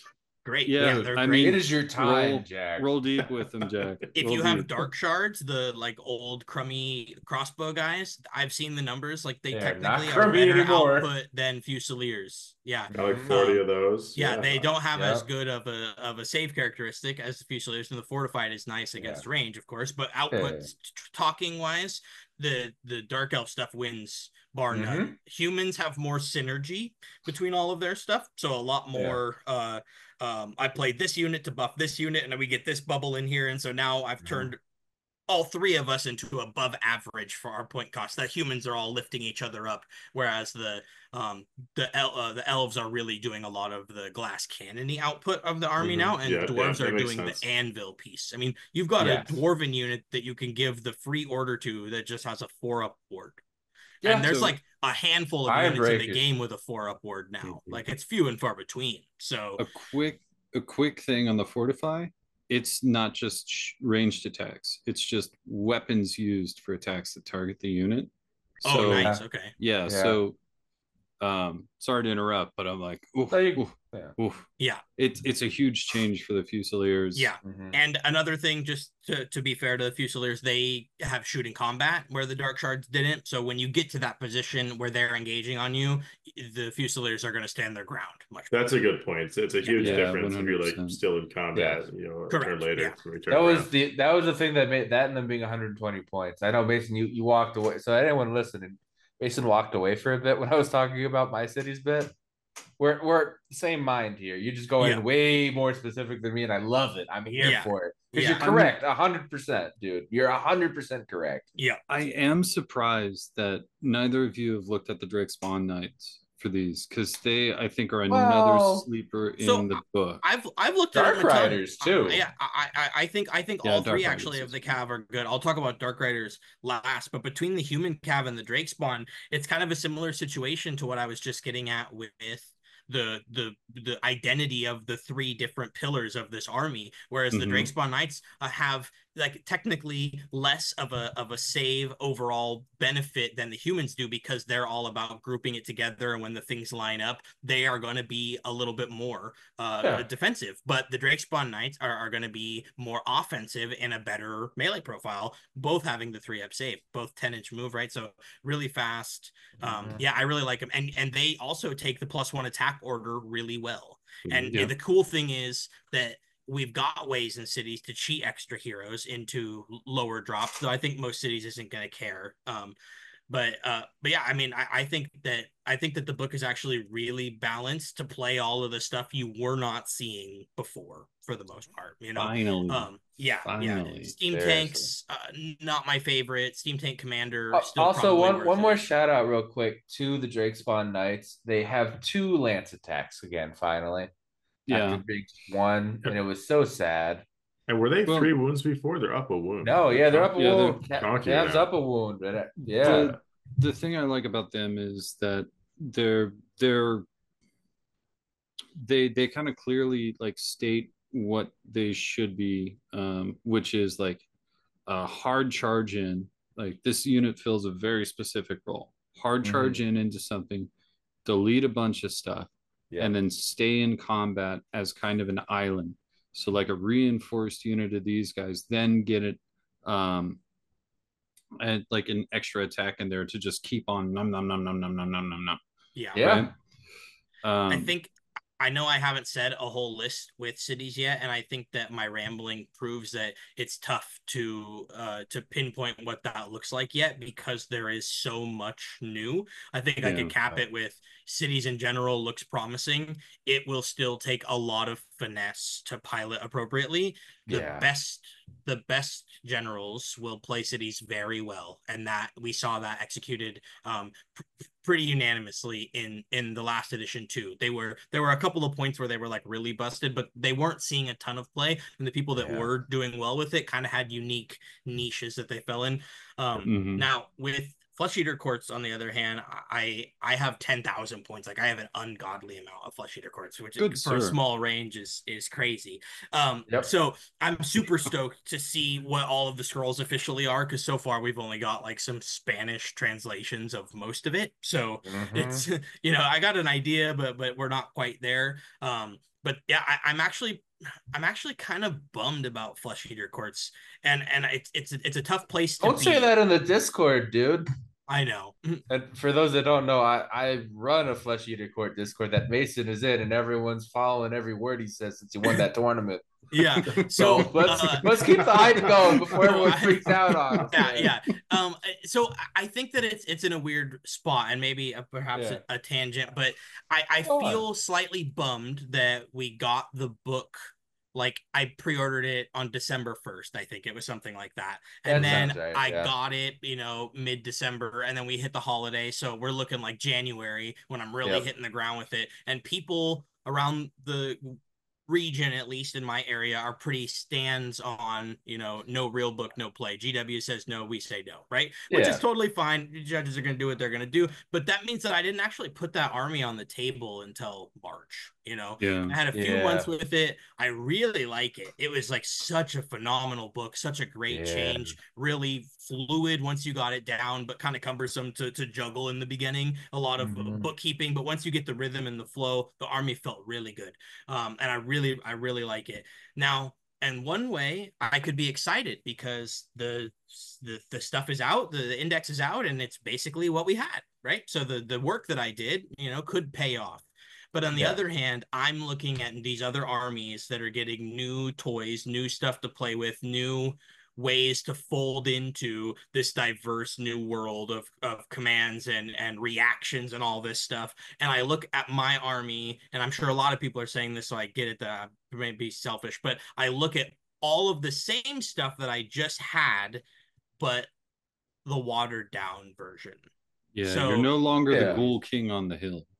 right, exactly. So Yep. I feel like I'm getting nothing new, where all these other guys are getting these new things because they are I'm the most recent, and so it's like, hey, curveball, we're doing this for you guys. You don't have to learn much, but it's like, but I have to learn to live with this is nothing like it was. You know what I mean? Yeah. So Exactly. but while not changing.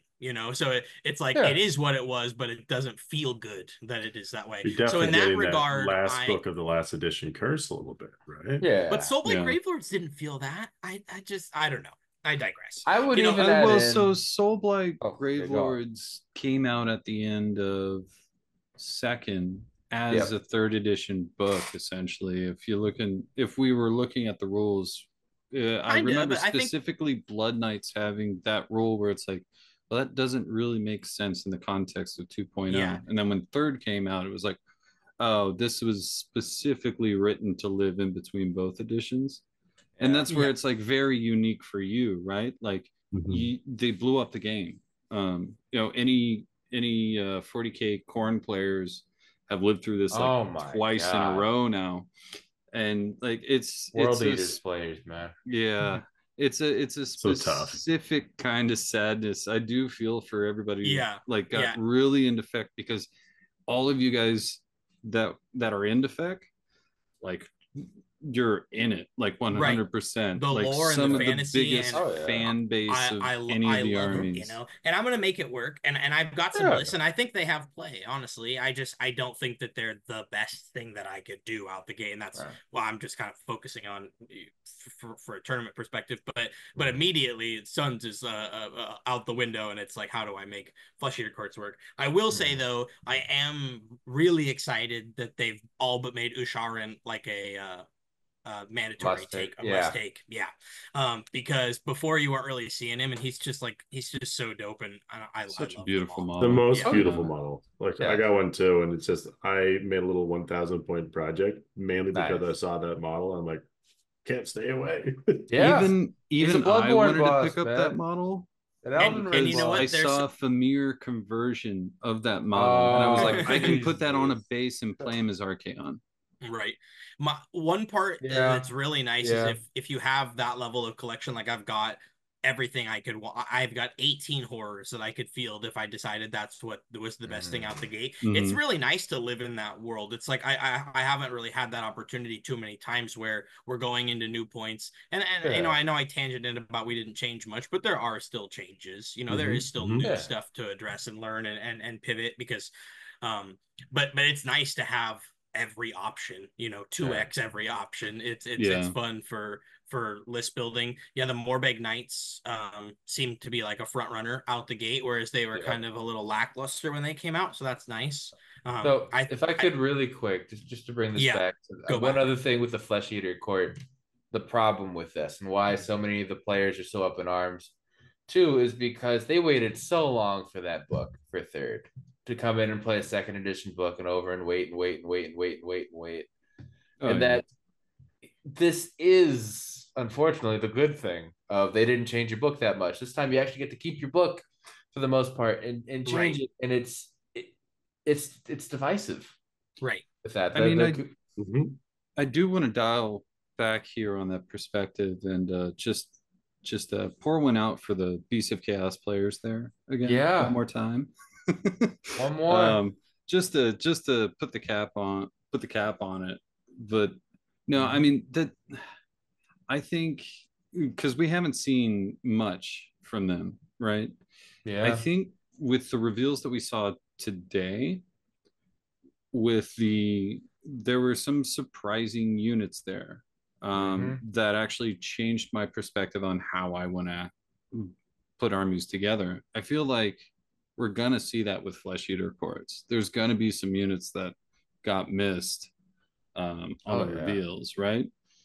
It's interesting. One thing that is worth noting, I guess, if you're unfamiliar, is they've added this new rule or a combination of units, because before we had no way to get a hunter courtier and an infernal courtier, so you had to like make it out of the kit, and then you had Yeah. two of the other one left over. So now Yeah. they've gone ahead and added into our pitch battle profile that for every one of the courtier that you can bring a unit of two of the qualified unit, the flayer or the Yeah. horror. Like their little entourage. Yeah, Yeah, to that fill makes some sense. point gaps, and it has to be a 1-for-1 thing. But I still don't live in a world where I want to take either of them, as far as I know right now. So, but it's cute. I mean, but like that to band-aid the fact that you gave these guys a big range, a big air quote big range increase, and to still fill the holes, you're saying, well, how about I'll just let you play two of them so that kit made sense? You know, it's Yeah. still like band-aiding something while taking stuff away. Mhm. I mean, Yeah. yeah, I definitely don't want to affect soapbox, but like it and I totally sympathize with Beast of Chaos and Bone Splitters, though Bone Oh Splitters, my I feel God. like you had to know. Beast of Chaos was a little bit more of a stab, but I um feel with Bone Splitters, I knew when, what was it, the Iron Jaw supplement came out. I was like, oh and there was yeah, that's nothing. the confirmation. But Or no, no, for no. like Yeah, yeah.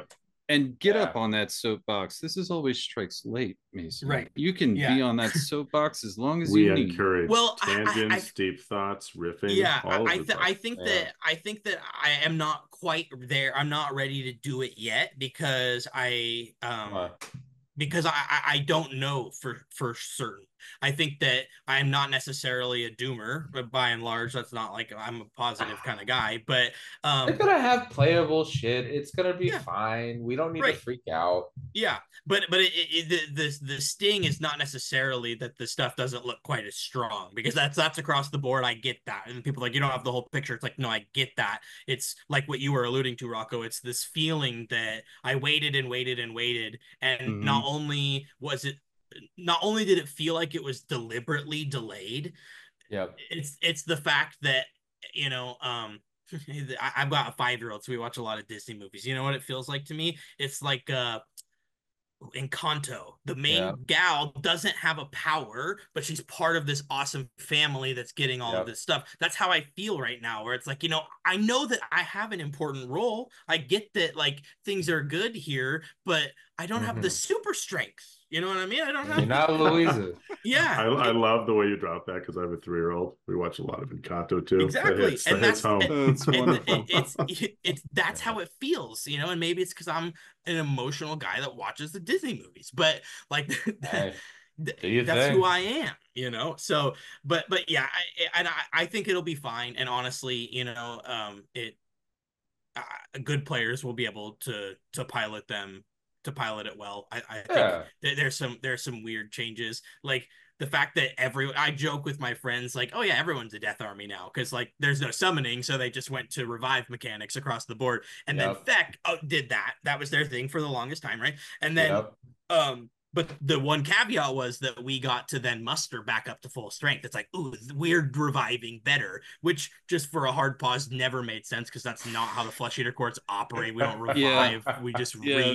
remake more. But I digress. Yeah. So, but we got the perk of the rule was that we got to like go above that. Okay, well, they got rid of that, right? So we were all about these noble discipline points for dealing damage and Oh, did Oh, we Mason got too tangent so excited. hard? Oh, half of our guys don't. you're We lost back. you for a sec. You're good. You're good. You're You're good. good. You're You're good. good. Nice. Yeah, Okay. So half of our models needed to generate noble deeds by casting spells or chanting prayers, but they have no spells and no prayers, and they have no combat profile to write home about. So like Yep.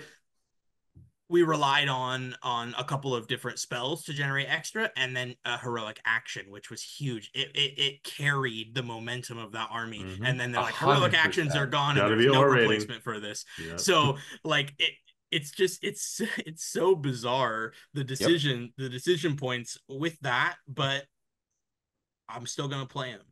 I've got like 10,000 painted points. I can't not. So I mean, You're pot Yeah. committed. You're pot yeah. committed at this point. Yeah. Yeah.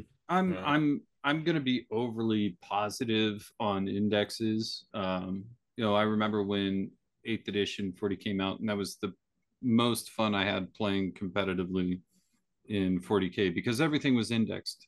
and it Yeah. was super balanced. Like this is the first time AOS is actually going through that. And like Mhm. there's gonna like we've already talked about, there's been like No strange growing pains. strange cracks here and there, but like honestly feel like now they have a way. I haven't seen the rules at all for them, any leaks really, because I Good don't for play the you. army.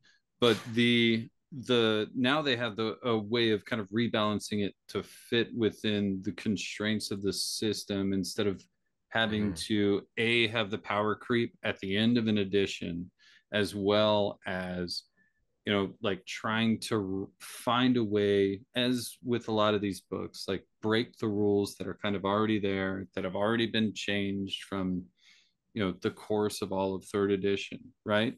So like when you're talking about like we had this one heroic action that carried us, I'm like, man, that probably sounds fun for playing it for a little bit, but like I feel like that would, for me, like cut down on the variation, you know what I mean?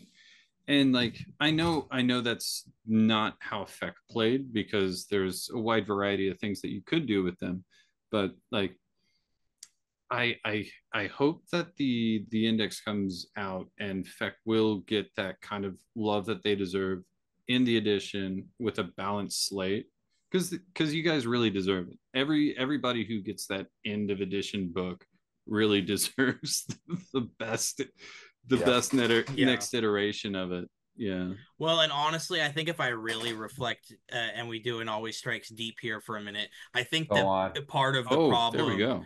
is that I evaluated the army and approached the army and played the army for the few events that I got to experience what Feck was as a busted army, and I Mm, evaluate a non-busted army now.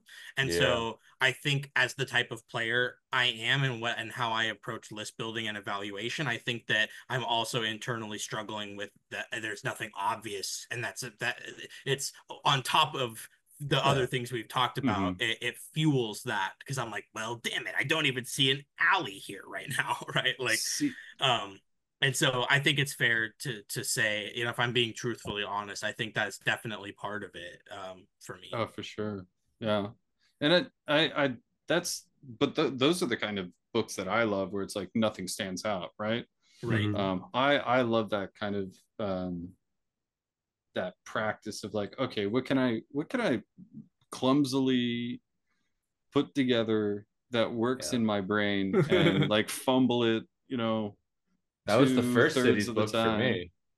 Yeah. Yeah, that book Accidentally was coming into so all Fulminator over the shit. place. Yeah. It was. It was great. And then I kind of experienced it similar with Mason, where it wasn't the addition change with cities in third. It was that I went all in on like Fusiliers and the human stuff because I was replacing my Empire models. That's what Hmm. I bought in. I'm like, oh, I'm nervous about like buying Dark Elves or Dwarves because I don't know the future of this thing. Yeah. And then I picked in on the small, well, not the small, but I went in on the shit that ended up getting nerfed horribly. And I'm like, well, I can't recover from this. How do I see a path forward? I don't know if I do. My army's just a 2 and 3 army now. But Right. other Because, people, yeah, cities like Soulblight, it can be a huge wallet sink, because it's just yeah. such a Hmm. vast range. If you're really just trying to chase that dragon, like, Mm-hmm. you will never win with Oh, an that's army like that. I mean, no. no. Like, who would have freaking thought, 5 or 6 team tanks or whatever the hell it was? Right. Oh yeah. But who Well, also would have thought that the company that wants to sell their brand new models would not make them the best models out of the index? I guess in a way, maybe they are trying to move the backstock before they write them out of the actual book, question mark. But I just don't think that they actually think that strategically. Uh, I don't know, man. I'm gonna yeah. probably end up trading some of my Stormcast that got squatted to a buddy of mine for his dwarves, and There you go. That's a good like, deal. man, yeah, I'm a firm believer of just holding on to the models, because it's so cyclical. In some way, I'll find a use for them at some point, yeah. whether it's proxy That's or conversion I will material. never get rid of my that's Foundry fair. cards. I will I mean, never get rid, but the age of the beast will come again. The age of the old yeah, Stormcast will come again. These Yeah. Or liberators still look like liberators. They got a It's my hammer and a sequitors, shield. dude. Sequitors are on 40 millimeter bases, just like every other Yeah. Stormcast. Yeah. All you need is the right Yeah. base and imagination, and the old can become new again. I think there's Just just wait something a there. year. Hi guys are Jedi. That's why they have robes. Yeah. Just wait a See- year until they're legended, and then they can be Mhm. back on the board as a proxy for something else, and nobody will Yeah. whine. I would love to be able to keep all of my models and never get rid of them because I totally agree with you in every way, but I have an addiction that I have to feed. And so wheeling and dealing is part of the game. And I've done it. It's so second nature to me because I come from 12 plus It's card years of games, trading right? card game Yeah. background, right? And Mhm. you Yeah, you rock don't up give a with a shit. trade binder, right? I mean, Yeah. we're going. And so models are the same way. But weirdly enough, I've had people like my friends tell me I'm a unicorn because I do like painting. I'm Yeah. not an amazing painter, but I do a pretty good job. I like it. I make my own lore and like canon and stuff. And I'm really good at the game. So, but also they are like almost no sentimental value to me. Even See, I spend all the that's time very painting them. unusual. Like, Yeah. That is, yeah. I held on to my Empire and Widow so long. yeah. Their game came back. Even Matt will tell you I was like the Nurgle guy locally. I had Mm-hmm. over 10,000 points in Nurgle, a beautiful display board, all cohesive, like Mhm. matching base rings. Like I did the It was nines. Okay. beautiful. Yeah. It was a Yeah. beautiful army, and then All he's like, done. Literally everything. Yeah. I had 15 plague. I had 12 Beasts of Nurgle metal second Mm. edition ones, everything. Okay. Mm. Somebody saw it at a tournament and hit me up and said, would you be interested in selling the army? And so I waffled for a little bit, and I'm the type of guy that's like, well, everything's got a price, right? So Yeah, I yeah. crunched some numbers and I was super transparent about it, and I said, listen, I would only sell it if you're taking everything and the display board, and here's how I'm going to value it. And I was really fair, and I said it's going to be $3,500 if you want everything, right? And the guy Yeah. said, how do you want it?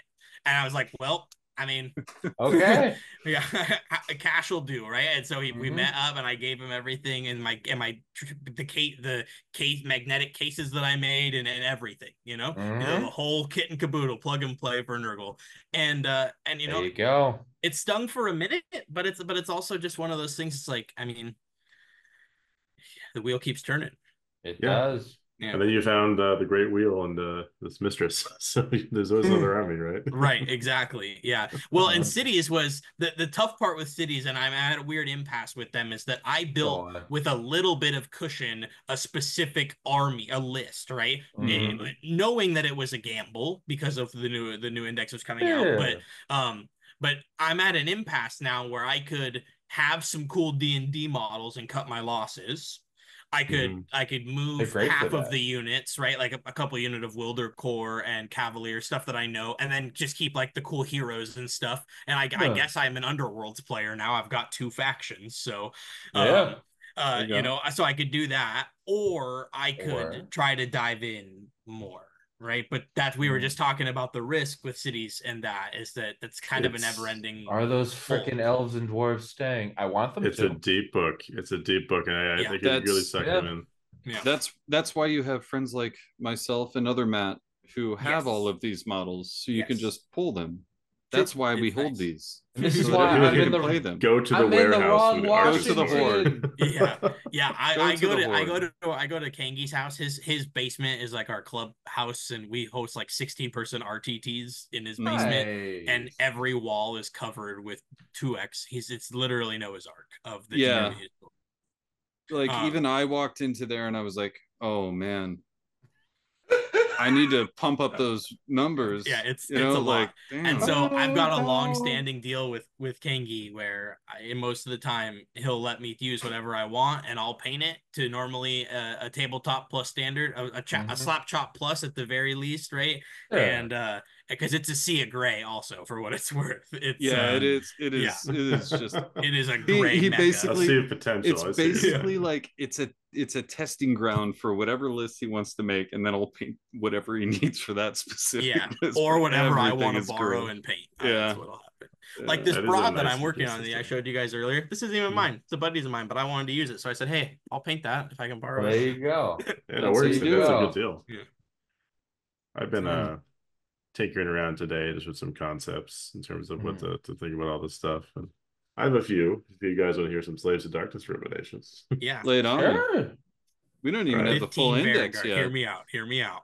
All right. I know So get AOS this, all Shorts did Vanguard. one. Just joking. This is gonna blow your mind, but Abraxa and then yeah, Abraxa and Denver. And Bellacore. I don't know why. It just came to me in a dream, dude. Yeah, I got it.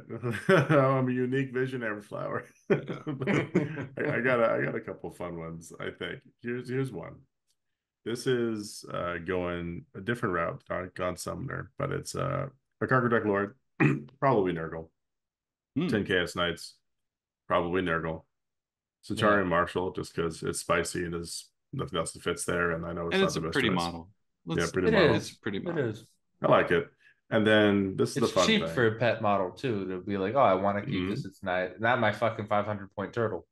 That's right. Again, all Nurgle on this list, but okay, the Gaunt Summoner with the 1 Zinch guy. Okay. And then 10 Chaos Chosen and 2 units of 10 Chaos Warriors. I was thinking about this one because I heard a preview of that scroll, despite them not having released it yet. And the Foot Gaunt Summoner can like store a unit in the pocket dimension. To deep strike them, yeah. Yeah.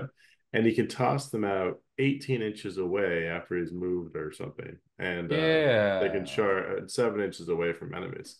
Did they release him from the mark restriction now? I don't think they have to be sentient, though. I mean, you could always make the Chosen Zinch if need be. But yeah, so you put the Chosen in the pocket dimension of the Silver Tower, and then the new spell, right? Like that they released for like the lore is basically a 3d6 charge for anything, not just cavalry. So you can have Chosen right in front of something, and then you can get a pin with the 4 wound knights kind of anywhere. We're Nurgle Knights now. And then the rest of the elements are set on circles. It's a fun idea. And that's an interesting one because would that count for a redeploy? Actually, redeploys are not reactions anymore, right? So they can just redeploy whenever they want. It's not a reaction. Just at the end of the turn, end of the phase. I mean, yeah. So which I like. I like that those reactions are end of phase.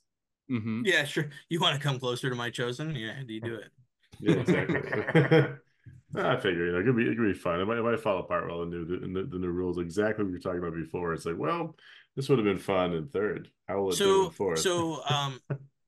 Jack, I've looked a little bit at I listened to like one of the reviews, and I've read their breakdown. One thing that's interesting here, and I'm just curious, is that like the list that you just described is like pretty much what people jumped to out the gate with the last book, right? It was leaked really early, and people were like, "My goodness, get the banner! I like Nurgle. I want 10 knights. I want these Chosen. I want the 2 units of warriors, right?" And because they're like that 200, they were all like 250, right? And that's what people jumped to, and it was quickly outclassed. Do you think that the changes to the Knights offensive, and then a little bit more of a defensive like army wide stuff, and then a little bit more options to the Eye of the Gods, do you think that all of that is actually like the difference maker to revisit that? I think it might be. It might be. And I haven't seen like all the scrolls yet. I guess they'll come out tomorrow. So like I have a full Darko side of the army, which is gonna be probably a ton of fun. But what I'm looking at, sure that's going to be busted for what it's worth. Like I'm sure it's going to be good. Yeah, my 4 Wilder Fiends won't rest too long. But the thing about that concept you just kind of floated, Mason, is I do think that's part of it. The mechanic rework is making things seemingly a lot stronger than they might have been. I mean, at least in some places, places that I'm really jumping to is with the Eye of the God stuff, you can much more easily get to like 5 up ward saves and things didn't have it, especially if you cheese around like Demon Princes and stuff like that to kind of get free rolls on the table.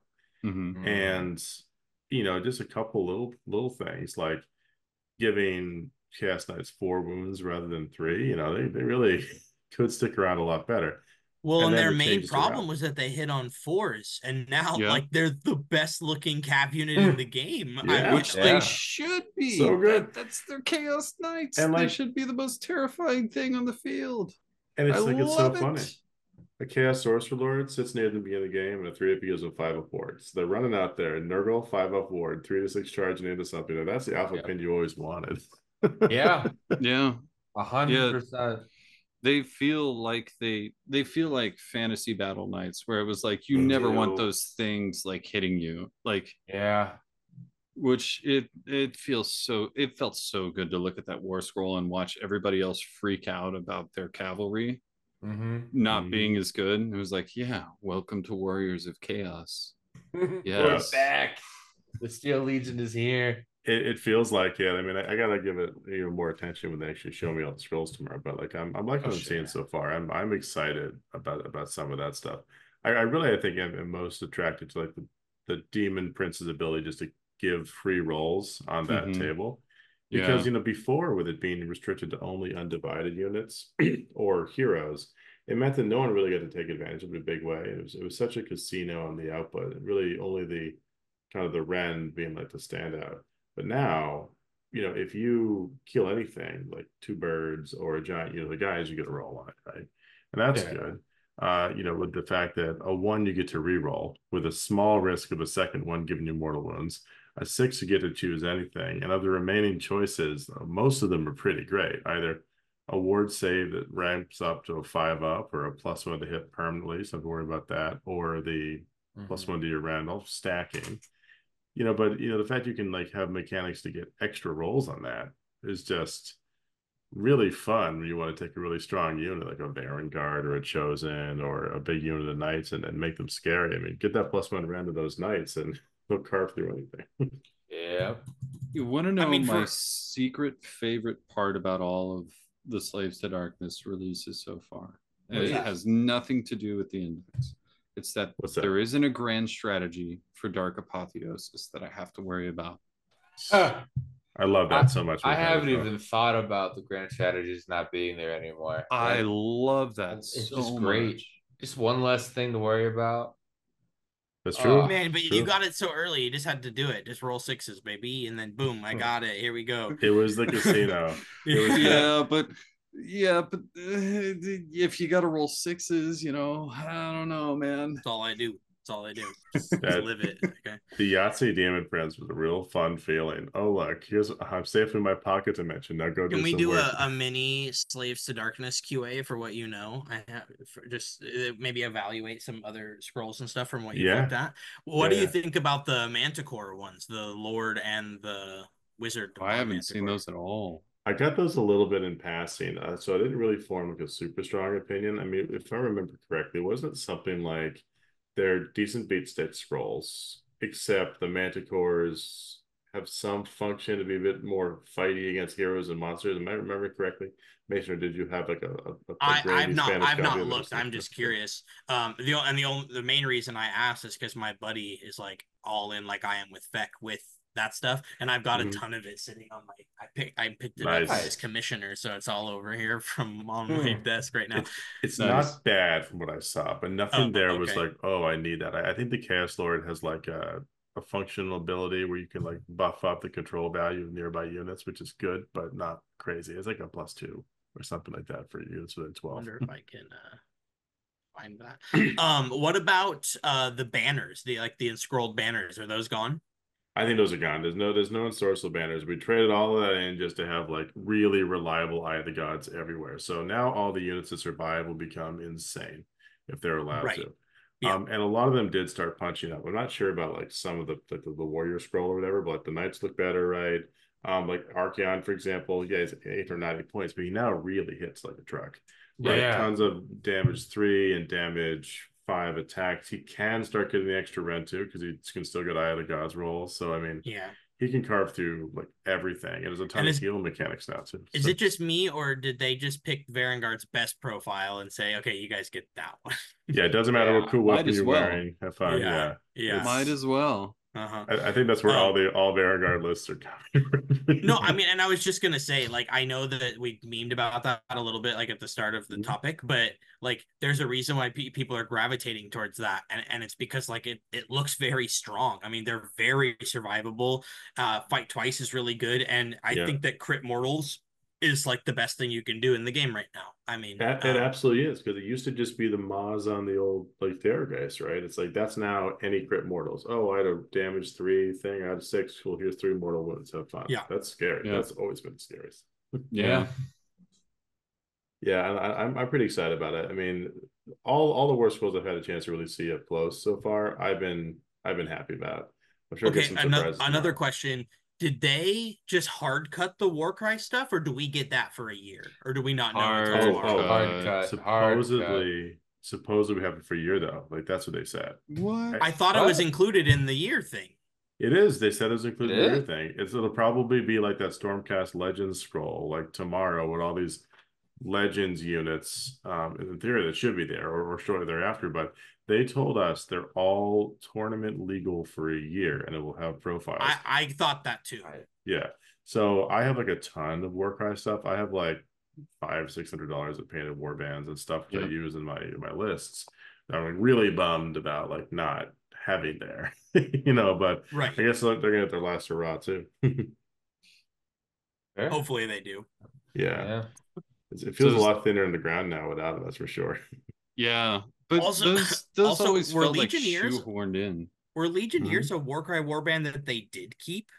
Yeah, there were just a couple they kept, and it's weird the ones they chose because they kept Legionnaires the make sense because it does the Bellicor Eternus thing, so they had to keep. They totally make sense. I agree. Yeah, but the Dark Oath Savagers are kind of like, okay, well, you're a Dark Oath Savager, so you're just a Dark Oath Marauder who doesn't really have a different. They had identity. the name. They checked the box, and the rest got cut. That's what it was. I think it's probably like the Nurgle one stayed too. Because and the Zinch ones are staying, I think, as well, right? Yeah, so I think it's more. That's great. I own two of those. Shit. I think it's the Jade more Obelisk like, also stayed. Yep. Yeah, so it's probably more coming down to like, okay, looks like Warcry is not going to be a game for very long. So that's where I actually don't think it was that. I think it was bloat and design space to push Dark Oath because that stuff should have come out probably a long time ago, and this bridged the gap of what the Marauders were not doing. So Okay. In an effort to not have a Stormcast problem at the next book, you had to do something like this now, and they're still potentially pushing a Stormcast problem. So it does make sense as much as it sucks. It doesn't justify it. It really sucks. But like, I don't know. They said it was going to be for a year. It was so flavorful. I have all of the war bands, but I never put them in a list. Like maybe the Corvid Cabal. Corvus Cabal, they were Corvus Cabal. The unmade people use the unmade all the time. Oh, Jack was all unmade. But like, then I would never use them. The Untamed Beasts were great. Yeah, but did you see Tarantulas Brood on the field that much? Did you see the Brazen guys? Did you like they were very rarely seen. It wasn't that you saw them, it's that you had that comfort that there was like, I don't know, variety in the forms of chaos. It was the padding to the book. It was the extra pages that you knew were there. You were getting your money's worth out of the $50 book, right? It's exactly that. I know that we're waiting on Mason to put his arms to bed, but we got one more list I got to share with you guys. Okay, what you got? All right, Bellicor's back, baby. Okay. Gonna bring it full circle because he is real good now. He is real good now. So I'll roll through this real quick and we can reprise it, when Mason's back. But it's Bellicor as one of the heroes. He's got 2 units of Ogroid Therodons, just little 3 spots. These guys would be the old corn, get the extra attack. Unit 6 Chaos Furies, because you got to do that. Eternus, because he's real fun right now. And then 3rd hero, who's a general, a Chaos War Shrine with 3 units of Chaos Warriors, all Nurgle. It's Nurgle Mark 2. And Nurgle Mark, do we know Nurgle Mark? Is it still the -1 to wound? Yeah, still -1 to wound, which is amazing. Yeah, still by far the best. Like get you by Mark, I think, of the ones I have right now. Well, especially with all the elves on the field now, right? Yeah, so 4 up to wound. 5 up. Yeah, 5 up. That's The what elf I'm whip. saying as an elf lover. This is rough out here. Hey, elves hate stinky things. It's completely thematic and consistent Hey, with. strength 3 finally moved across the board, huh? Yeah. Finally did. But it's just so funny Yeah. because when you think about that interaction and all that stuff, it kind of is consistent. They didn't like make the war shrine itself like that much different than it was before, but it's a hero now. Yeah, So that I did see, which is really nice. yeah. So they have you can use a little prayer if you want, like and give like the Nurgle units +1 to wound. So you actually do have a +1 to wound function there. And they're there to Nice. sit on the circles and do the thing. You give like a command trait to it to have an aura of heal stuff, like 3 flat wounds for monsters and like and other things, or like maybe wound or two, I think, depending on when you roll for anything within 12 inches of it. So that's like a nice engine for anyone from Bellicourt or whoever. And then Matt, if you recognize the list, it's kind of like the Cabal list I was running in the last Mm-hmm. edition, just minus the things that no longer fit in it and the stuff with your allies. But with the Ogroid Therodons, Bellicor has a funny function now where he can still do the shut off thing, but he's better in combat, has a good control score, and has a weird ability where he like surprises people who charge him. And if you charge and you fight either him or something he's connected to at the beginning of the enemy combat phase, he can like say, surprise, you fell in my trap. And you roll a 4 up for any of those units that either himself or the ones that he's touching that are your units, they get strike first. So you Oh, can charge the nice. Therodons and they get hit. So I Or just something had similar. I had the mental image as you described surprise of Bellicor just hopping up and jazz handing surprise, and that'll Yep. make them strike first because the others are like, oh, Oh yeah. that Oh yeah. that sounds like a pretty solid list to me. I mean, I don't. I haven't looked at them because I'm waiting for tomorrow, but Mhm. like it I know that the Therodons crush now. Um, they're less consistent because they're not hitting on threes, Mhm. if I remember correctly. But That sounds like right. the just the sheer damage output they can do, and then pairing that in, with Nurgle, making him more survivable sounds like a lot of fun. I think it'd be a blast to play it, just to bring Belly back after all that. Mason, well, you hopped away. I ran through a second list. Give a quick With version. Bellicor. Yep. Yeah. Bellicor, 2 units of 3 Ogre Therodons, unit 6 Chaos Furies. Those ones would be corn marked, of course. Eternus, because you got to do it. Then Chaos Warriors trying to be the general with 3 units of 10 Chaos Warriors, all Nurgle marked, with that like healing aura trait they think they kind of Okay. mentioned. Yep. Yep. The So shrine is a hero. You said the shrine's the general? yeah, the Shrine's general. Shrine's a Okay. hero. And it just sits there, gives everyone the 6-up ward save. It does 2 things really. One, I think, is the 6-up ward save, aura. While someone has a 6-up ward save aura, if they proc if you have a 6-up, you get a 5-up ward save now. They just jump to a permanent 5-up ward save from their temporary 6-up. Gross. Okay. So I think it shortcuts that unless they fact that or something. And you have Bellicor doing a tricky normal thing, but he also can set up traps for people where if he's hanging out with the Ogre Therodons, who are generally the backup, counter charge swing, and someone comes and charges him, well, he can proc his, okay, well, we're going to roll 4-ups for himself and the Therodon's ability, and any 4-up means they have always strikes first. So you just ran into a bunch of always strikes, there's Therodons. So there's some natural kind of like cockatrice style protection built into it. Yeah. And That's then, so nasty. You might Turnus have to does silly change the stuff. podcast name. Oh, yeah. Always strikes last. Oof. Can't abandon it. Can't abandon it. We didn't know it's the X edition. Yeah, no, that does sound gross. Yeah. I'd be excited to see that on the table. My heart always wants there to be more horses in a list like that. Yeah. It feels right, But I'm sure how you set it up makes more sense for the tabletop. I totally get that, but Yeah, I mean, it definitely would be like, oh, here are these like clunky Nurgle warriors sitting on the circles yeah. again. But yeah, the Do other you list think would be that cool with there's that. merit to doing something like an aggressive knight build? I know they're Oh expensive, but to yeah, get like up to 20 or more of them in the list, like I, at I least think so. 15. Yeah. 10 to 15 for sure. I mean, because 10's like the sweet spot of the one reinforced. I mean, that's 500 Yeah. points. 500 Yeah. points right there. But it's 40 wounds. They're a 3-up save. With Nurgle, they're a -1 to be hit. With recursion at being like a rally, just you bringing back stuff, it's easier to get back a ninth than it was. Even though you need like say four ups, I guess, out of 6 Yeah. dice.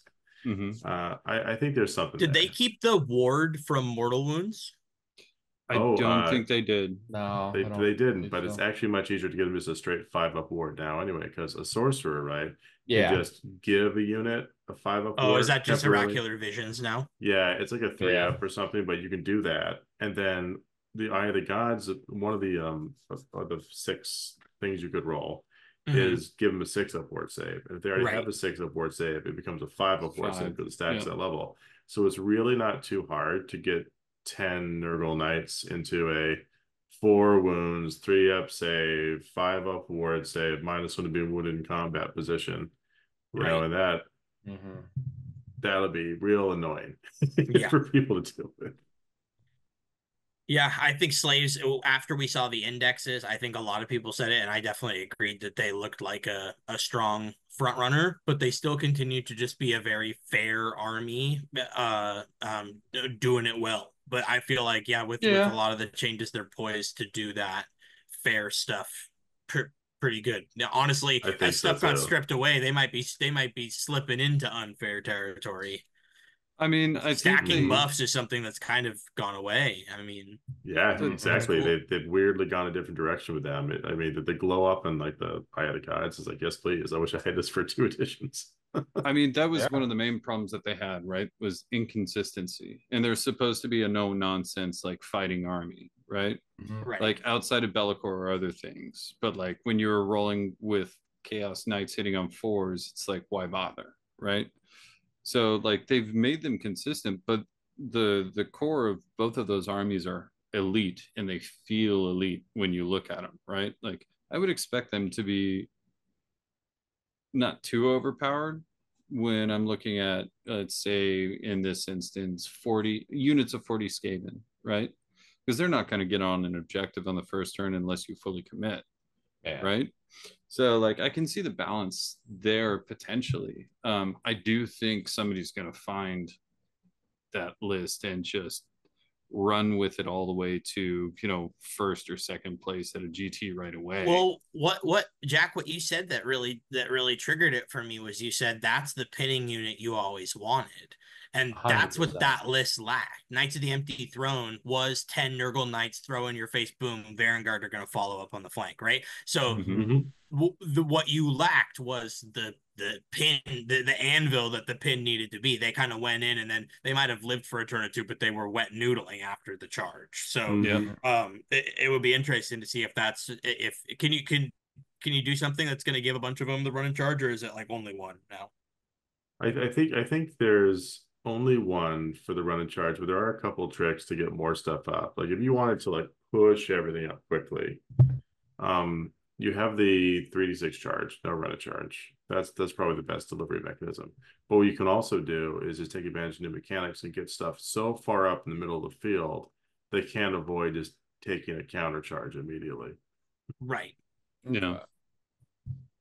So there's some fun there. I could see split Dark Oath lists really capitalizing on the eliteness of parts of the army too.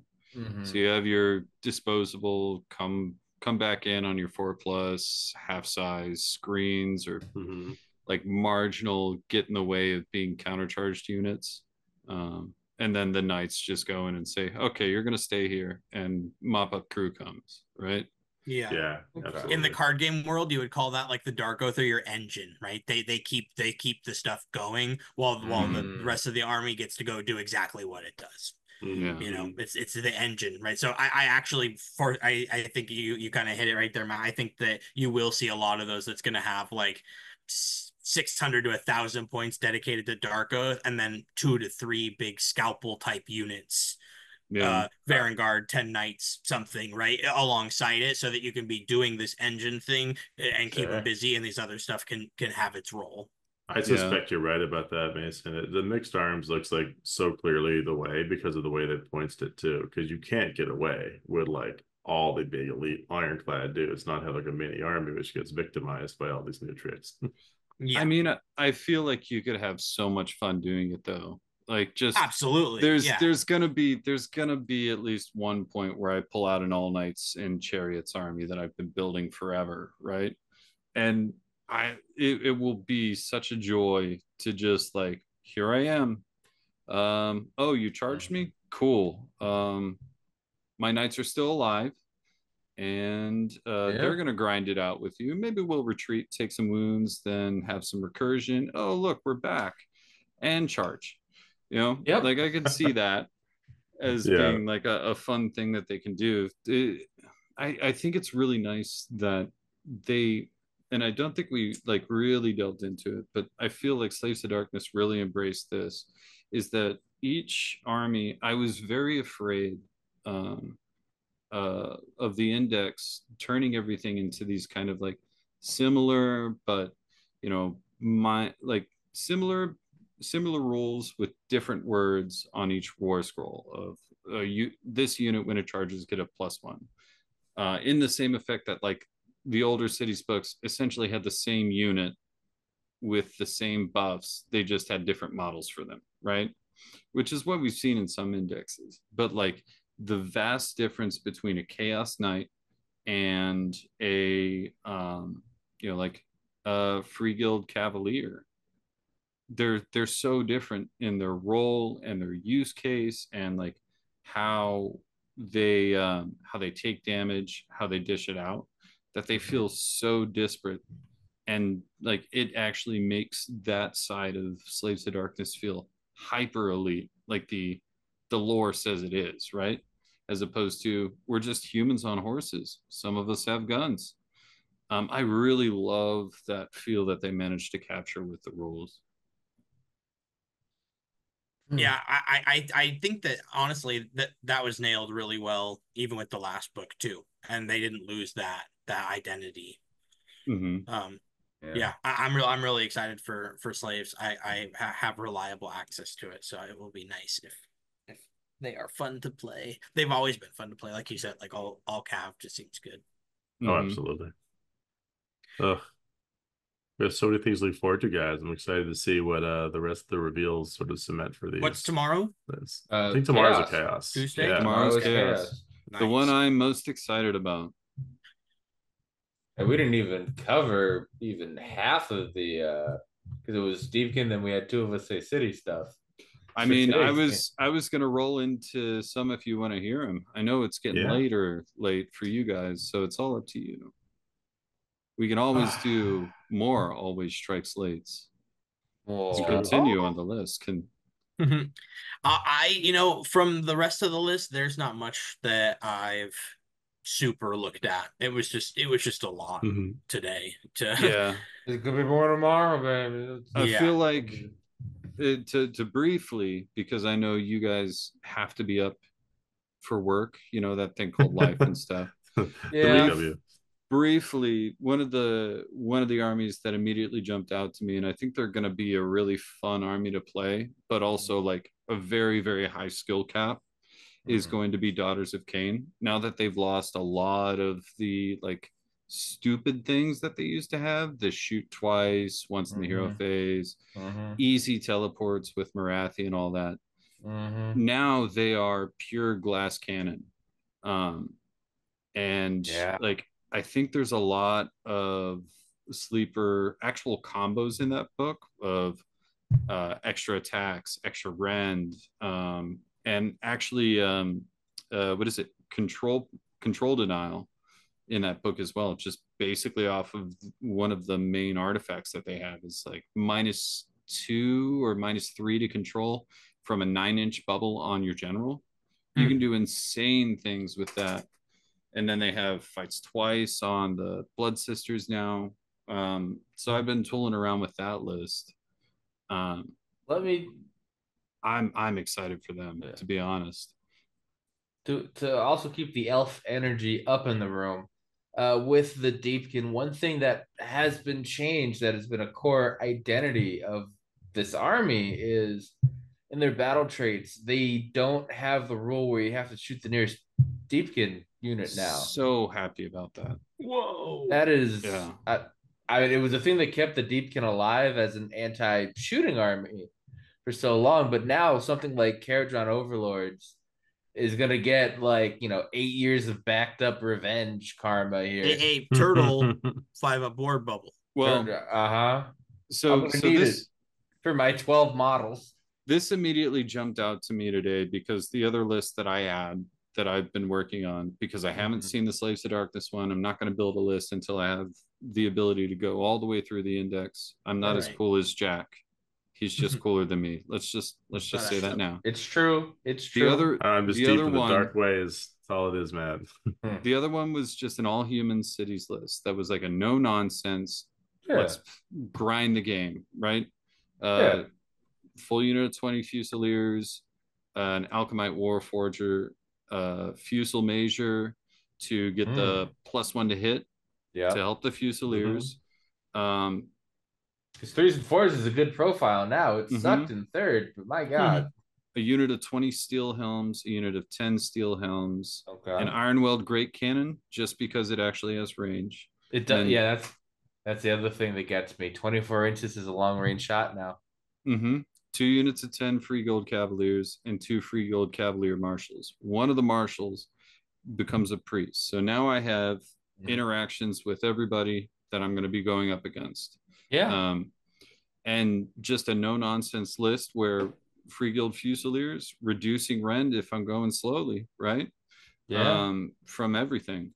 But to kind of call out, as I was looking at this list and all the other lists I was kind of like putting together in my head, the shooting potential of armies outside of KO have gone down immensely. Like 18-inch range max for a lot of things kind of makes it feel like you can be okay with Deepkin. Because the Eels, if I remember correctly, they're moving. I think it's still 14. I'll get. They're moving super quick, right? So, like, just the fact that you can have a 4-inch charge if you scroll up right now. Morsar guard, baby, 14-inch move, 4 health, 4 up save, 1 control. So if you start your turn after a redeploy outside of that 18-inch range, you've got a 4-inch charge, right? So you completely sidestep their shooting phase. So like there are ways to get around it with Deepkin, and like shooting doesn't feel as crazy as it used to be, except for KO. But KO have the biggest like debuff in the game, I think, and that's why I haven't seen much talk about KO, and that's they're not staying in their boats anymore. So they're on the field, right? They get a -1 because they're by the boat, but they're on the field. There's no -1 +1 save crap that they use to just jump around. Yeah. So okay, here's my thing with that. The boat can pick up the units as it moves and goes, right? That is the new thing. If I'm 95% sure this is how it works, where like if the boat were to redeploy and it could still pick up the dudes, and then say like one unit was at the front of the boat, it just has to end within so ever many inches of the boat. You could have something that was like in the back of the boat now go to the front and the front to the back. Oh, the Magmadroth shuffle. Yeah. Yeah. Yeah, they got that. That's the dwarf shuffle now. Yeah. And it just depends on the keywords and stuff. You just have to look at the reactions and the actions and then the keywords in the boxes, because it should be pretty telling. Because, back in the day, you're like, well, you can't do that because this is just a move and it's not a normal move, nor a run, nor a retreat. It's just a move. So whatever your rule is, fuck that. So now it's much cleaner. But yeah, that would be pretty gross if they could redeploy and just like turn and then just reshuffle everything. If it wasn't 2 a.m., I would remember exactly that they could do. That's why I'm like, I remember people talking about it. I know it was a thing, but now I'm gonna look it up because do you think that they are a threat then? Like if that's part of that's a really good defensive trick, if anything, right? That's going old school, like Fish of Fury style for Tau. Yeah, that is Um, 100% what I was thinking of when, like, yeah, it's like dropping the breachers, going in. mhm. Let me find the war scroll for would it be on the ironclad? How do we It's transport Skyfarers. I'm looking at it right now. So using that move ability, yeah. used by a vessel using the move ability. So that's a keyword salad that we have to see if a redeploy or Is it a yeah, if a move? redeploy counts as a move, because I know it's also counted as This a run live. for the purposes of denying somebody the ability to redeploy and countercharge Mhm. for Right. that key interaction. But I haven't looked Unless at you can run and charge, then you can exactly. redeploy and counter charge. Mhm. Another Yep. reason Daughters of Cain are very, very good. Tricky business, guys. Yeah. But I don't know. I still like their shooting is terrifying. The more when I went through Oh yeah, this it's scary earlier, as hell. it's still scary. But like I feel like 2 units of eels, you're gonna be able to get around that thing, and you know, like Does all of it have shooting combat? That's a big thing too now. that is a big Now we gotta thing. look. Oh no. Aether shot carbines on the frigate are shooting combat. What do we got here for the? It seems the carbines on the boats are shooting combat, but not the big things, not the sky cannon, not the torpedoes, So not the that volley cannon. that immediately reduces the amount that we used to take charging them, right? Yep. You big time. Etheric Fumigator and Deck Sweeper is in the Thunderers, but not the Mortar and Aether Cannon or the rifles. So I'm gonna posit a theory then Yeah. that if you know because they have to be deployed outside, and if you move your frigate in front to fish if you're your way up there, that thing is just a sitting duck for a hard unit. So you could Oh. actually bait somebody to try and fish in fury and then charge, let's say, your unit of Chaos Knights or your unit of Theridons that have been buffed to hell and just take out the frigate in 1 or 2 turns with very little reply. I like that.